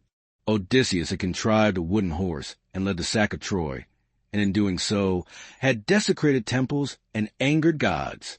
Poseidon, in particular, had marked him for punishment. Odysseus's ship was hurled from island to island, each more strange than the last. He blinded Polyphemus, the Cyclops, son of Poseidon, escaping with the clever name of Nobody. He dallied with Circe, the sorceress who turned his men into swine, and with Calypso, the sea nymph who kept him as a lover for 7 long years. He journeyed to the edge of the underworld, spoke with the dead, and heard the song of the sirens tied to the mast while his crew rowed with ears plugged by wax. He sailed between Scylla and Charybdis, lost all his men to storm and folly, and at last washed ashore alone on the island of Phaeacians, who, moved by his tale, gave him a ship and safe passage. At last he returned to Ithaca in rags and silence, his beard long, his eyes cold. There, in his absence, suitors had overrun his house, feasting and plotting to marry his wife Penelope, who had waited, weaving and unweaving the same shroud by candlelight. Odysseus, with the help of his son Telemachus, his loyal swineherd, and the bout only he could string, slew the suitors one by one. Blood filled the great hall. Peace returned, but only for a time. The cycle of war and vengeance was never far behind. Many others fared worse. Ajax the Lesser was struck down by Athena for his crimes. Diomedes, though valiant in war, returned to find his wife unfaithful, and his city turned against him. He wandered west, founding cities fading into legend. Philoctetes, who had slain Paris with Heracles' bow, found no welcome home and became a wanderer. Neoptolemus, the son of Achilles, was killed in Delphi, cut down at Apollo's altar, perhaps in penance for the blood he'd spilled at Troy. The Trojan War had promised glory. It had delivered only ashes. The heroes who had once stood shoulder to shoulder beneath the walls of Ilium returned to broken homes, bitter wives, hostile gods, and the hollow echo of songs that no longer matched the truth. In the end, there were no victors, only survivors. Before the walls of Troy ever stood, before heroes raised shields or ships touched the wine-dark sea, there was a deeper current of power, older than man, older even than war, the rule of the gods. Their stories are often whispered beneath the tales of mortals, but it was the Olympians who wove the very fabric of fate. And it wasn't always they who ruled. Before Olympus, there was chaos, and after chaos came Gaia, Uranus, Cronus, and the slow, violent birth of divine order. The age of the Titans had ended with fire and thunder. Zeus, youngest of Cronus's children, had risen against his father, freed his siblings from the belly of the sky god, and cast the Titans into the black pit of Tartarus. In their place rose the Olympians, 12 in number, though their names and thrones shifted with time. Zeus, Hera, Poseidon, Demeter, Hestia, Athena, Apollo, Artemis, Ares, Aphrodite, Hephaestus, and Hermes. On Mount Olympus, they forged a new order, one that wasn't necessarily kinder than what came before, but it was definitely shrewder, more intricate, and deeply intertwined with the destinies of mortals. Zeus, wielding his thunderbolt, presided from his golden throne, his pronouncements carrying weight among both gods and humans. But his authority didn't stem solely from raw power. He was a shrewd king, adept at cultivating alliances, rewarding loyalty and swiftly punishing betrayal. He divided dominion among his brothers, claiming the sky for himself, granting Poseidon the seas, and relegating Hades to the underworld, while Earth and Olympus maintained precarious equilibrium. Around him, the new pantheon solidified. Hera, both his sister and queen, held sway as a goddess of marriage and childbirth, her days often consumed by jealousy and suspicion, as Zeus was notoriously unfaithful. His affairs were legendary, encompassing goddesses, nymphs, and mortal women alike, each union begetting children who would leave their mark on the world. Heracles, Perseus, Helen, Minos, and countless others.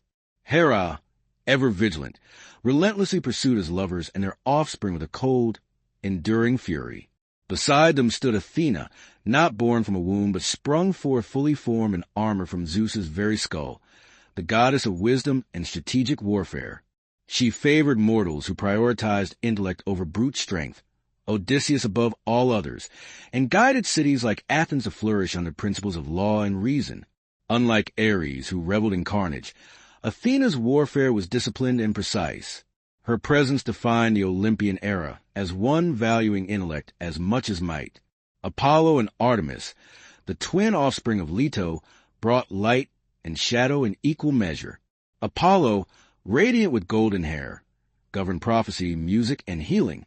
He held sway over the oracle at Delphi, dispensing cryptic pronouncements through the Pythia, shaping the fates of kings and the outcomes of battles with a few enigmatic words. Yet, he was also capable of unleashing plagues, as he did upon the Achaeans at Troy.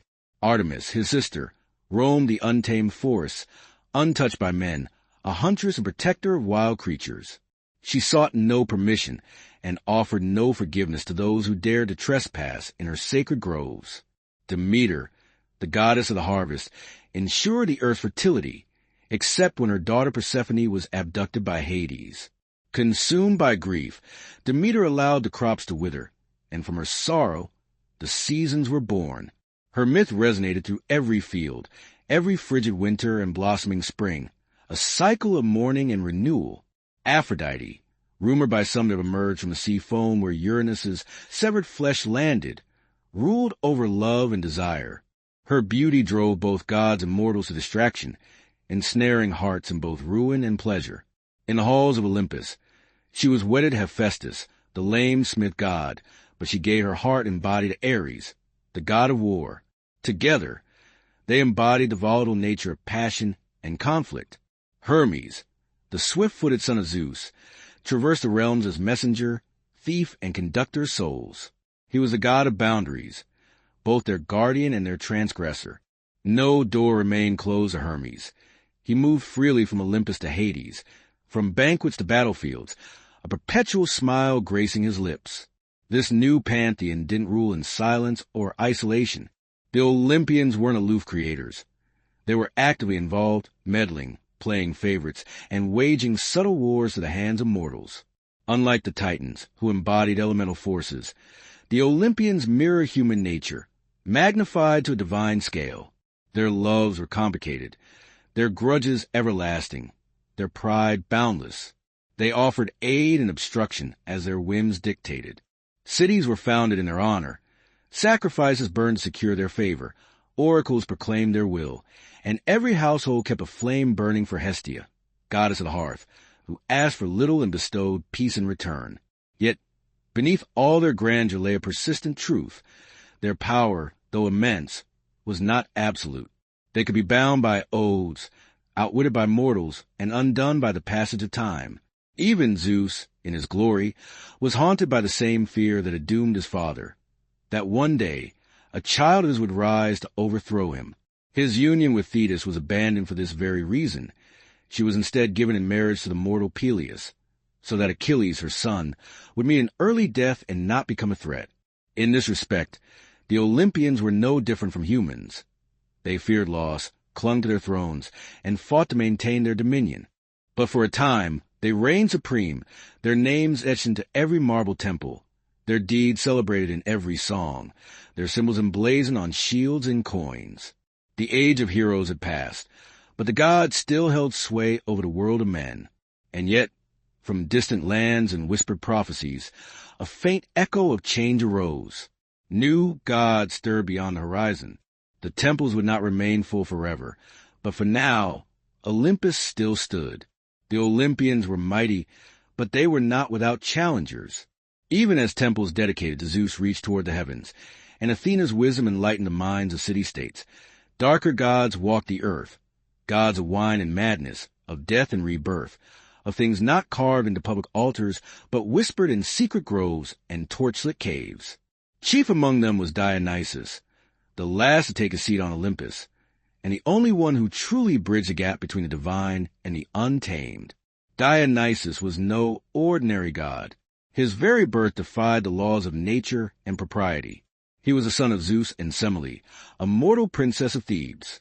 When Semele, deceived by Hera, demanded that Zeus reveal his true divine form, she was consumed by his thunderous radiance. Yet from her ashes, Zeus plucked the unborn child and sewed him into his own thigh. Months later, Dionysus was born again, twice born, as they would call him, and from the moment of his second birth, his path diverged from that of all other Olympians. He was raised not on Olympus, but in remote corners of the world, among nymphs and Nyssa, in the caves of India, in the company of satyrs and maenads. He wandered, not ruling from a throne, but roaming with flute and vine, his train of revelers trailing behind in ecstatic dance. Where he walked, vineyards bloomed and reason faltered. He wasn't merely the god of wine, but of altered states, of the delicate, sacred boundary between civilization and chaos, between ecstasy and insanity. He inspired joy, yes, but also frenzy.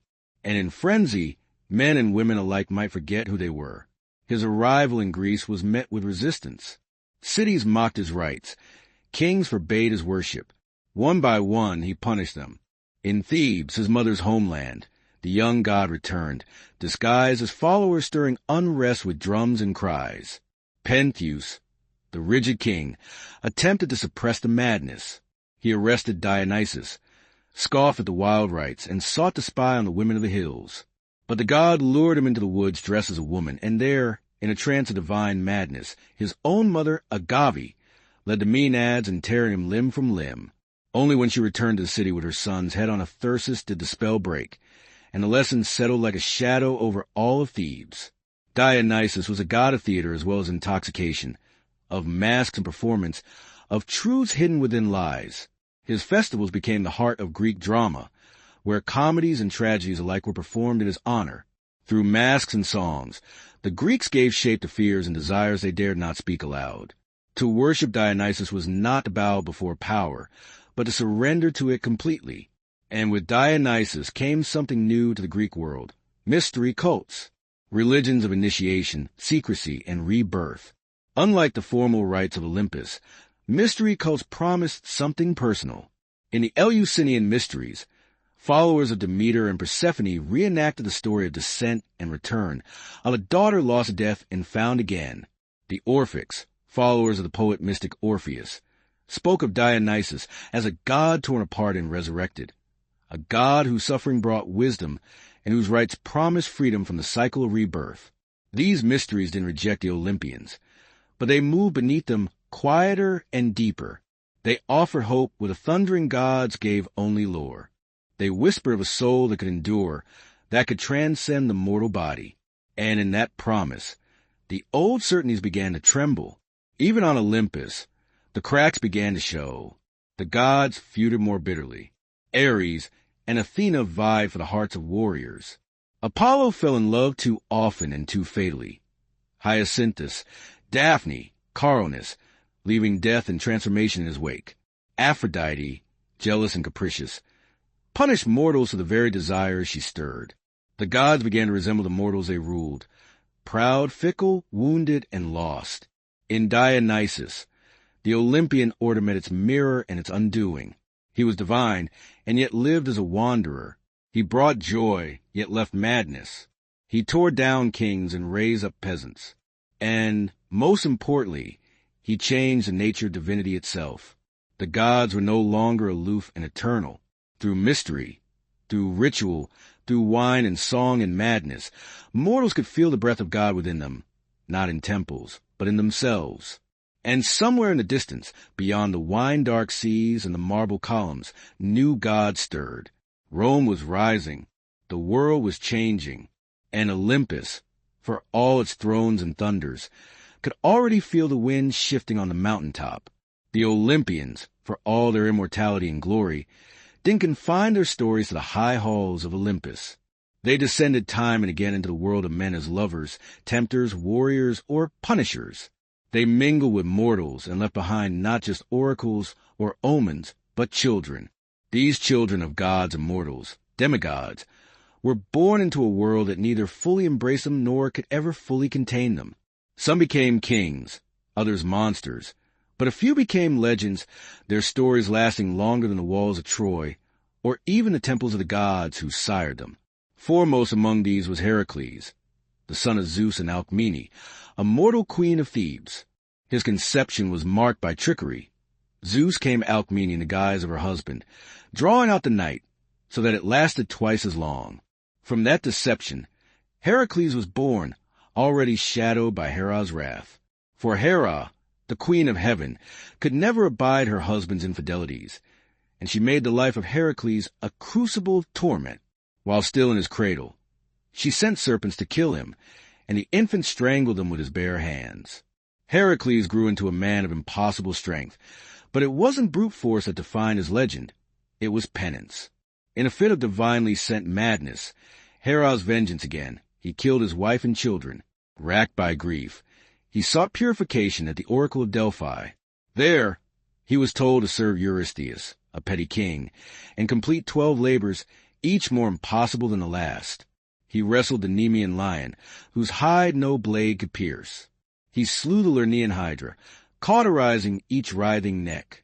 He captured the Erymanthian boar, cleansed the stables of Augeas in a single day, drove away the Stymphalian birds, and tamed the Cretan bull. He stole the girdle of Hippolyta, queen of the Amazons, seized the cattle of Geryon, fetched the golden apples of the Hesperides, and descended into Hades to bring back the hound Cerberus. Each trial was more than a feat of strength. They were encounters with death, with the edge of the world, with the very fabric of human suffering. Through them, Heracles became more than a hero. He became a symbol of mortal endurance, of pain redeemed through effort.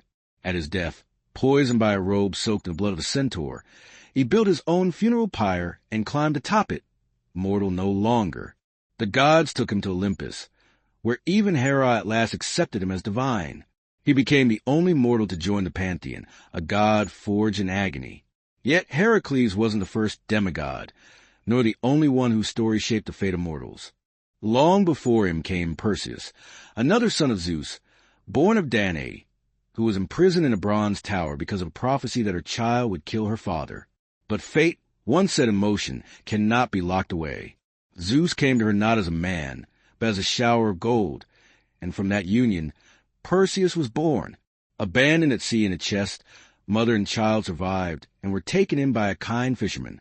But again, a king's lust, this time Polydectes, who desired Danae, set Perseus on a path of peril. Ordered to bring back the head of Medusa, the Gorgon whose gaze turned men to stone, Perseus embarked on his quest armed by the gods. Hermes gave him a sword, Athena a polished shield. He stole the eye of the Graeae, the old gray sisters who share one eye among them, and learned the Gorgon's location. With Athena's guidance, he approached Medusa as she slept, using the mirror of his shield to strike without looking, and severed her head. From her neck sprang Pegasus, the winged horse, and Chrysaor, a warrior of gold. Perseus escaped with their help, and on his return journey rescued Andromeda from a sea monster, married her, and founded dynasties. His lineage would carry on to Heracles, linking their stories by blood and fate. There were others, Theseus, son of Poseidon, or Aegeus, depending on the telling, who slew the Minotaur in the labyrinth of Knossos, bringing Athens its first taste of empire. Bellerophon, rider of Pegasus, who killed a chimera, but flew too high and fell. Atalanta, raised by bears and swift as the wind, sometimes said to be the daughter of Artemis herself, who raced suitors and killed boars, but was undone by love and distraction. The demigods were never allowed peace. Their blood was too divine for comfort, too immortal for eternity. The gods watched them with pride and fear, for each one tested the boundary between Olympus and earth, and the mortals worshipped them not just for their triumphs, but for their struggles. They suffered, bled, and sometimes died, but in doing so, they became immortal in a way the gods never could, through story. As the memory of Troy faded, as cities rose and fell, the tales of these children endured. They filled amphorae and temple friezes, echoed in poems and plays. And though the gods remain on Olympus, distant and growing more silent, it was in the lives of their mortal-born children that humanity found its mirrors, flawed, courageous, doomed, and glorious. In the world of Greek myth, power didn't rest solely in the hands of gods or heroes. There was something older still, something deeper, humming beneath every choice and every death, every victory and every sorrow. Fate. It wasn't a god, though the gods themselves feared it. It wasn't a law, though it governed even the divine. Fate was a truth, a force like gravity, unseen but inescapable, woven into the very bones of the world. The Greeks called it Moira, and sometimes she had faces. The Moirai, or Fates, 3 sisters who spun, measured, and cut the thread of every life. Clotho spun the thread, Lachesis measured its length, and Atropos, the one who could not be turned, cut when the time came. Even Zeus, king of Olympus, was bound by their decisions.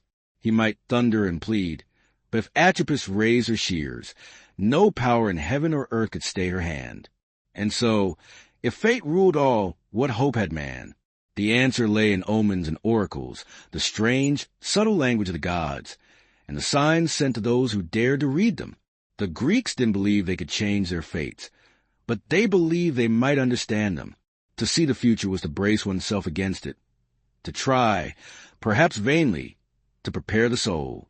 The most famous oracle in all of Greece was at Delphi, where Apollo spoke to the Pythia, a woman seated upon a tripod over a steaming chasm in the temple's stone floor. She inhaled the vapors, slipped into a trance, and delivered the words of God in riddles and fragments. Kings, generals, and common men came to her, some to seek glory, others merely survival. But her words were never straightforward. Apollo didn't deal in certainties. A prophecy, like a blade, could cut both ways. So many stories twisted around her cryptic pronouncements.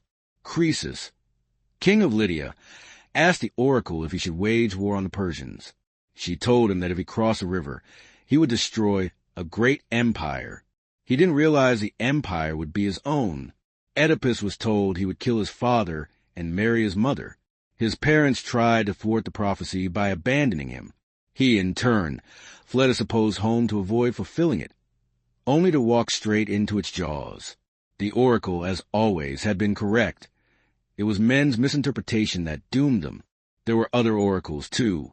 At Dodona, where the rustling of sacred oaks revealed the will of Zeus. At Delos, where Leto gave birth to Apollo and Artemis. At Ammon in Libya. And countless smaller shrines where dreams, animal entrails, birds in flight, where the trembling of flame gave voice to the unknowable. In war, omens were sought before every battle. A flash of lightning, a flight of crows, a sneeze at the wrong moment. These weren't trifles. They were warnings, communications from the divine. A general who ignored them risked not only defeat, but cosmic punishment. Sacrifices were made before sea voyages, births, weddings. The entrails of goats and the livers of oxen were studied by seers, who divined the will of the gods in the dark, wet patterns of muscle and blood. The art of reading omens became its own power. Seers like Calchas, who guided the Greeks at Troy, or Tiresias, the blind prophet of Thebes, held influence equal to kings. Tiresias, in particular, touched by both male and female life, was said to have lived 7 generations. His wisdom was unrivaled. His visions sometimes a curse to those who asked for them. But oracles and omens weren't mere superstitions. They represented something deeper, the Greek understanding that mortals weren't in control. No matter how mighty the hero, how noble the bloodline, how loyal the heart, the wheel of fate turned ever on, and in that turning, all must one day be broken. The gift of prophecy wasn't power. It was awareness. And awareness, too late, was often indistinguishable from tragedy. Still men sought prophecy. They climbed mountain paths to Delphi, brought gold and goat blood, asked questions in trembling voices. For even if fate couldn't be changed, it could be faced. To know the storm was coming wasn't stop it, but it was perhaps to die with eyes open. In this tension between knowledge and helplessness, between the known and the feared, the Greeks found meaning. Their stories weren't about victory over destiny, but dignity within it. Even the gods watched the loom of the fates, unable to sever the threads they disliked. Hector knew he would die and still strapped on his armor. Achilles knew he would not return, and still sailed to Troy. Oedipus sought to flee his doom, and instead ran headlong into it.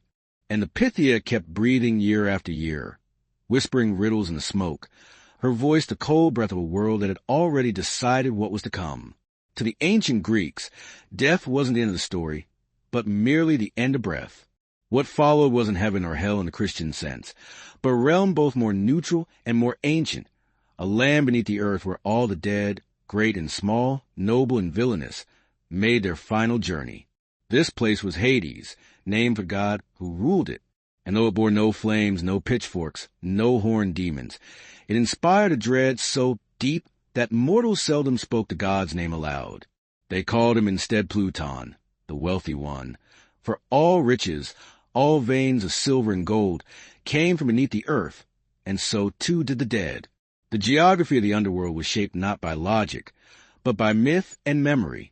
At its threshold ran the 5 rivers: Styx, the river of hatred and sacred odes; Acheron, the river of sorrow; Phlegethon of fire; Cocytus of lamentation; and Lethe of forgetfulness. Each marked a boundary not only physical, but spiritual. The dead arrived as shadows, Psyche, breathless and bloodless, stripped of voice and form, and crossed into Hades with the help of Charon the ferryman. For a coin, he would row them across Acheron. Those without proper burial, those who couldn't pay, were left to wander the shores for 100 years, whispering and weeping. Upon entry, the souls were met by Cerberus, the 3-headed hound who kept the dead in and the living out. Beyond him stretched the plains of Asphodel, gray and dim, where most souls drifted in forgetful silence, murmuring like dry leaves. But not all fates were equal. The underworld had its judges, Minos, Rhadamanthus, and Aeacus, who weighed each soul. The truly wicked were cast into Tartarus, a chasm of torment deeper than even the Titan's prison, where oath-breakers, murderers, and traitors suffered torments crafted to mirror their crimes. Sisyphus rolled his stone, Tantalus thirsted forever beside unreachable water, and Ixion spun upon his fiery wheel. The rare few deemed worthy of reward passed to the Elysian fields, a paradise of soft winds, green meadows, and perpetual spring. There, heroes might linger in comfort, their memories intact, their deeds honored. Still fewer souls might choose to be reborn, passing to the river Lethe to forget their past lives, beginning the cycle anew. In later mystery religions, a soul might even hope to escape the wheel entirely and ascend to the stars, but such fates were rare and uncertain. At the heart of this realm stood Hades, stern and silent, a king without vanity. He didn't seek worship, didn't interfere in the affairs of mortals. He simply ruled, and he ruled absolutely. His realm didn't change, and he preferred it that way. He wasn't evil, as later myths would paint him, but immovable, indifferent, the shadow cast by Zeus's storm and Poseidon's tide. And by his side stood Persephone, queen of the underworld, whose story, perhaps more than any other, reveals the strange duality of death in Greek thought. Persephone was the daughter of Demeter, goddess of the harvest. One spring day, as she gathered flowers, the earth split open and Hades rose in his chariot. He took her swiftly and without consent down into his realm. Demeter, in her grief, let the earth wither. Crops failed, rivers dried, famine swept across the land. No prayer could sway her. She wouldn't let the world grow green again until her daughter was returned. At last, Zeus sent Hermes to retrieve Persephone. But because she had eaten pomegranate seeds, 6 of them, or perhaps just 1, she was bound to Hades. The compromise became a myth for the seasons. Persephone would spend part of the year in the underworld, and during those months Demeter would grieve and the world would grow cold. When Persephone returned, the earth would bloom. Life and death became a cycle, not a sentence. Over time, Persephone's role evolved, no longer merely a captive. She became a ruler in her. She was a queen in her own right, a figure shrouded in mystery, who moved to the realm of shadows with an understated authority. In the Eleusinian mysteries, those sacred rituals held just outside of Athens, her descent into the underworld and her subsequent return were reenacted every year. This wasn't just about ensuring the return of the harvest. It offered the hope of renewal, a rebirth for the very soul. The underworld wasn't completely sealed off from the living. A select few mortals braved its depths and lived to tell the tale. Orpheus, with his enchanting lyre, serenaded his way past Cerberus, the multi-headed hound, and charmed Hades and Persephone themselves, only to tragically lose Eurydice with a single, fateful backward glance. Heracles, in one of his legendary labors, dragged Cerberus up to the surface world. Odysseus, guided by the sorceress Circe, made sacrifices to the dead and summoned the spectral forms of Tiresias, Achilles, and Agamemnon. Each of these shades imparted the same grim message. Death held no glory, only finality. Better to be a slave in the land of the living. Achilles, once the mightiest of the Greeks, declared, than a king among the dead. And so, the Greeks meticulously constructed their tombs. They buried their loved ones with coins for Charon, the ferryman of the underworld, along with weapons, wine, and songs. They poured libations and made offerings at the family hearth. The dead were never truly gone. They lingered in dreams, sent cryptic signs, and sometimes, through specific rites and the offering of blood, they could be called back to answer questions that were perhaps better left unasked. The underworld mirrored life memory and a system of justice that knew no appeal. It offered no heaven for the righteous, nor hell for the wicked. It simply existed, a vast, dark expanse ruled by a God who desired neither love nor prayers, only silence. Within that profound stillness, the Greeks perceived the very essence of eternity. And in the stories they recounted of Hades and Persephone, of shadows and judgment, of the rivers and thrones hidden beneath the earth, they gave death its proper place in the cosmic order, not as a punishment, but as a necessary transition. Even the gods are not truly immortal, not in memory, nor in power, nor in the reverence they command. There comes a point in every mythic cycle when the divine begins to fade. The once vivid figures recede from the edges of human dreams, and the thrones once forged in thunder are gradually worn smooth by the relentless passage of time. For the gods of Olympus, that slow decline began not with cataclysmic war or shattering prophecy, but with the rise of Rome, and with a world that had grown weary under the weight of ancient stories. The Romans didn't simply obliterate the Greek gods. They adopted them, bestowed upon them new names, and wove their myths into the fabric of Roman values and Roman conquest. Zeus became Jupiter, Hera became Juno, Poseidon became Neptune, and so on. It was an act of transformation that was as calculated as it was reverent. Rome admired the grandeur of Olympus, but it reshaped the gods to better embody its own ideals of order, hierarchy, and empire. Jupiter thundered not from some untamed mountain peak, but from the Capitoline hill, adorned in the robes of a lawgiver. The wild abandon of Dionysus was tamed into the cultured Bacchus, and Athena's fierce independence was tempered into the civic wisdom of Minerva. In literature, the myths lived on. Ovid, in his Metamorphoses, retold the age-old tales in elegant Latin, often with a touch of irony, but always with undeniable poetic grace. Virgil, in the Aeneid, cast the gods as instruments of fate, pulling the strings that orchestrated the founding of Rome. But something fundamental had shifted since the time of Homer. In Homer's epics, the gods strode across the battlefield, their passions naked and raw, their presence palpable in the dust and blood of combat. In Roman myth, they had become symbolic, distant, politicized. They no longer intervened as freely as they once had.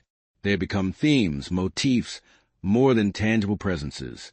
And as the empire expanded, so too did it encounters with new gods and new ideas. From the east came Mithras, a deity born from stone, the slayer of the cosmic bull.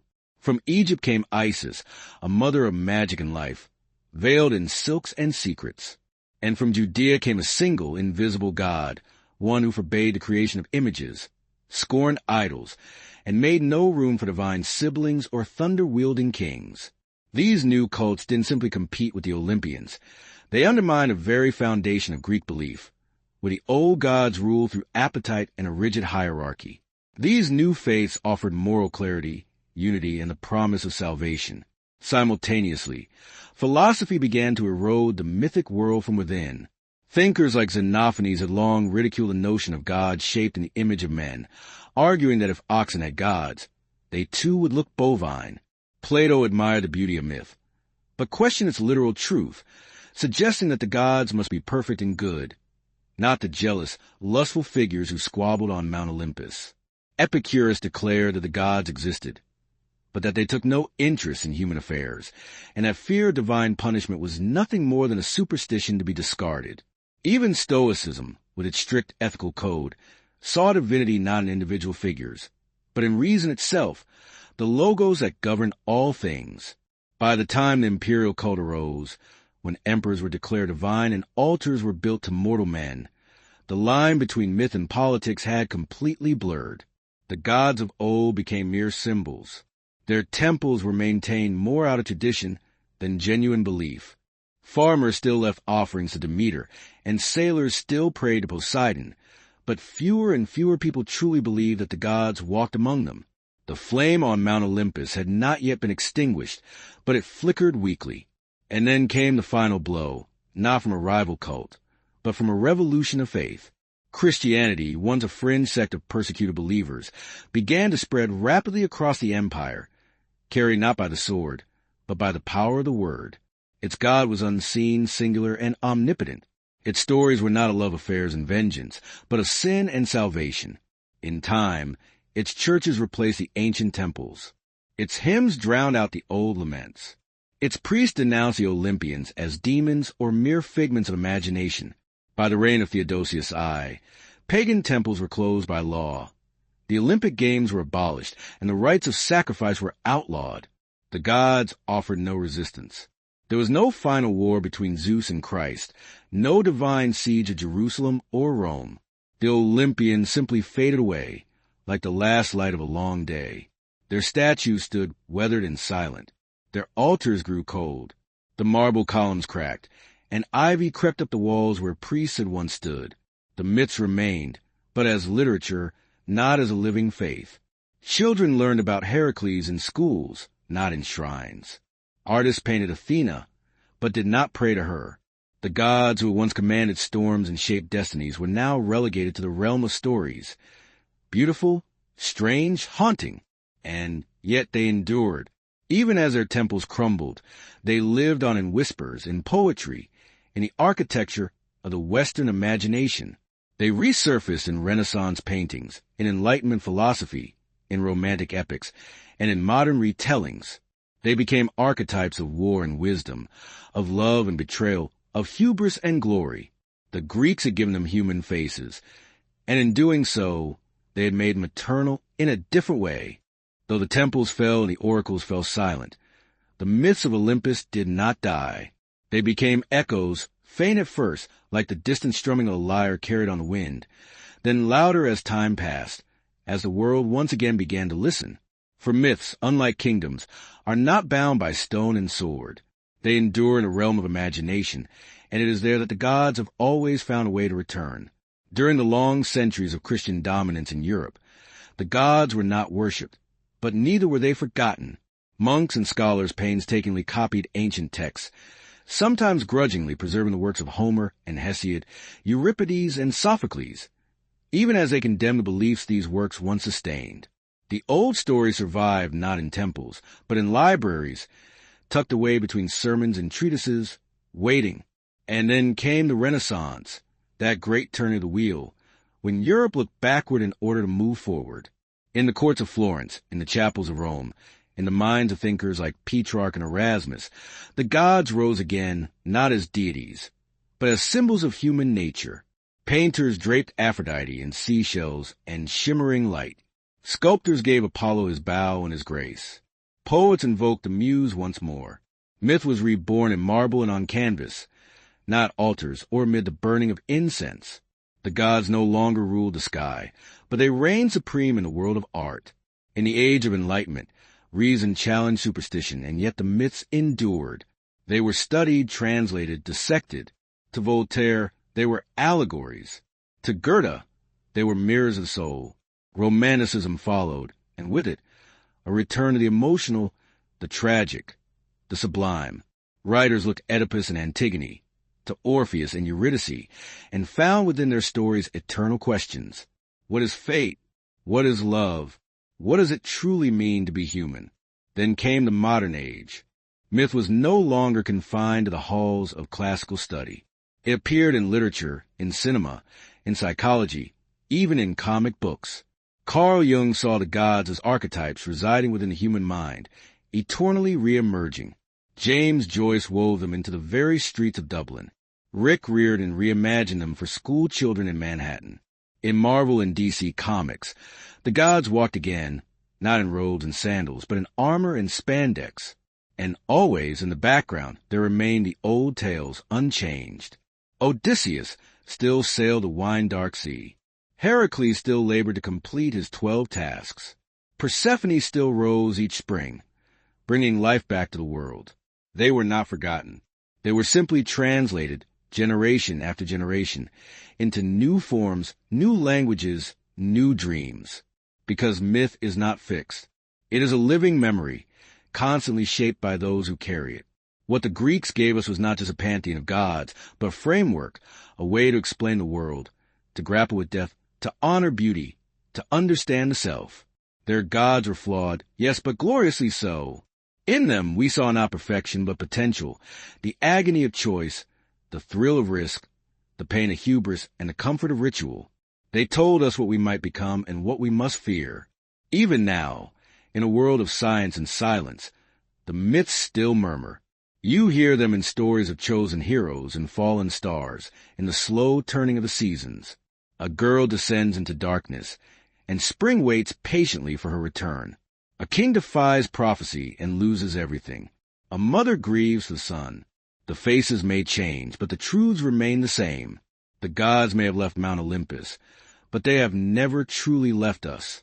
They walk quietly now in books and songs, in dreams and memories, in every tale that dares to reach beyond the mortal veil. They are not dead.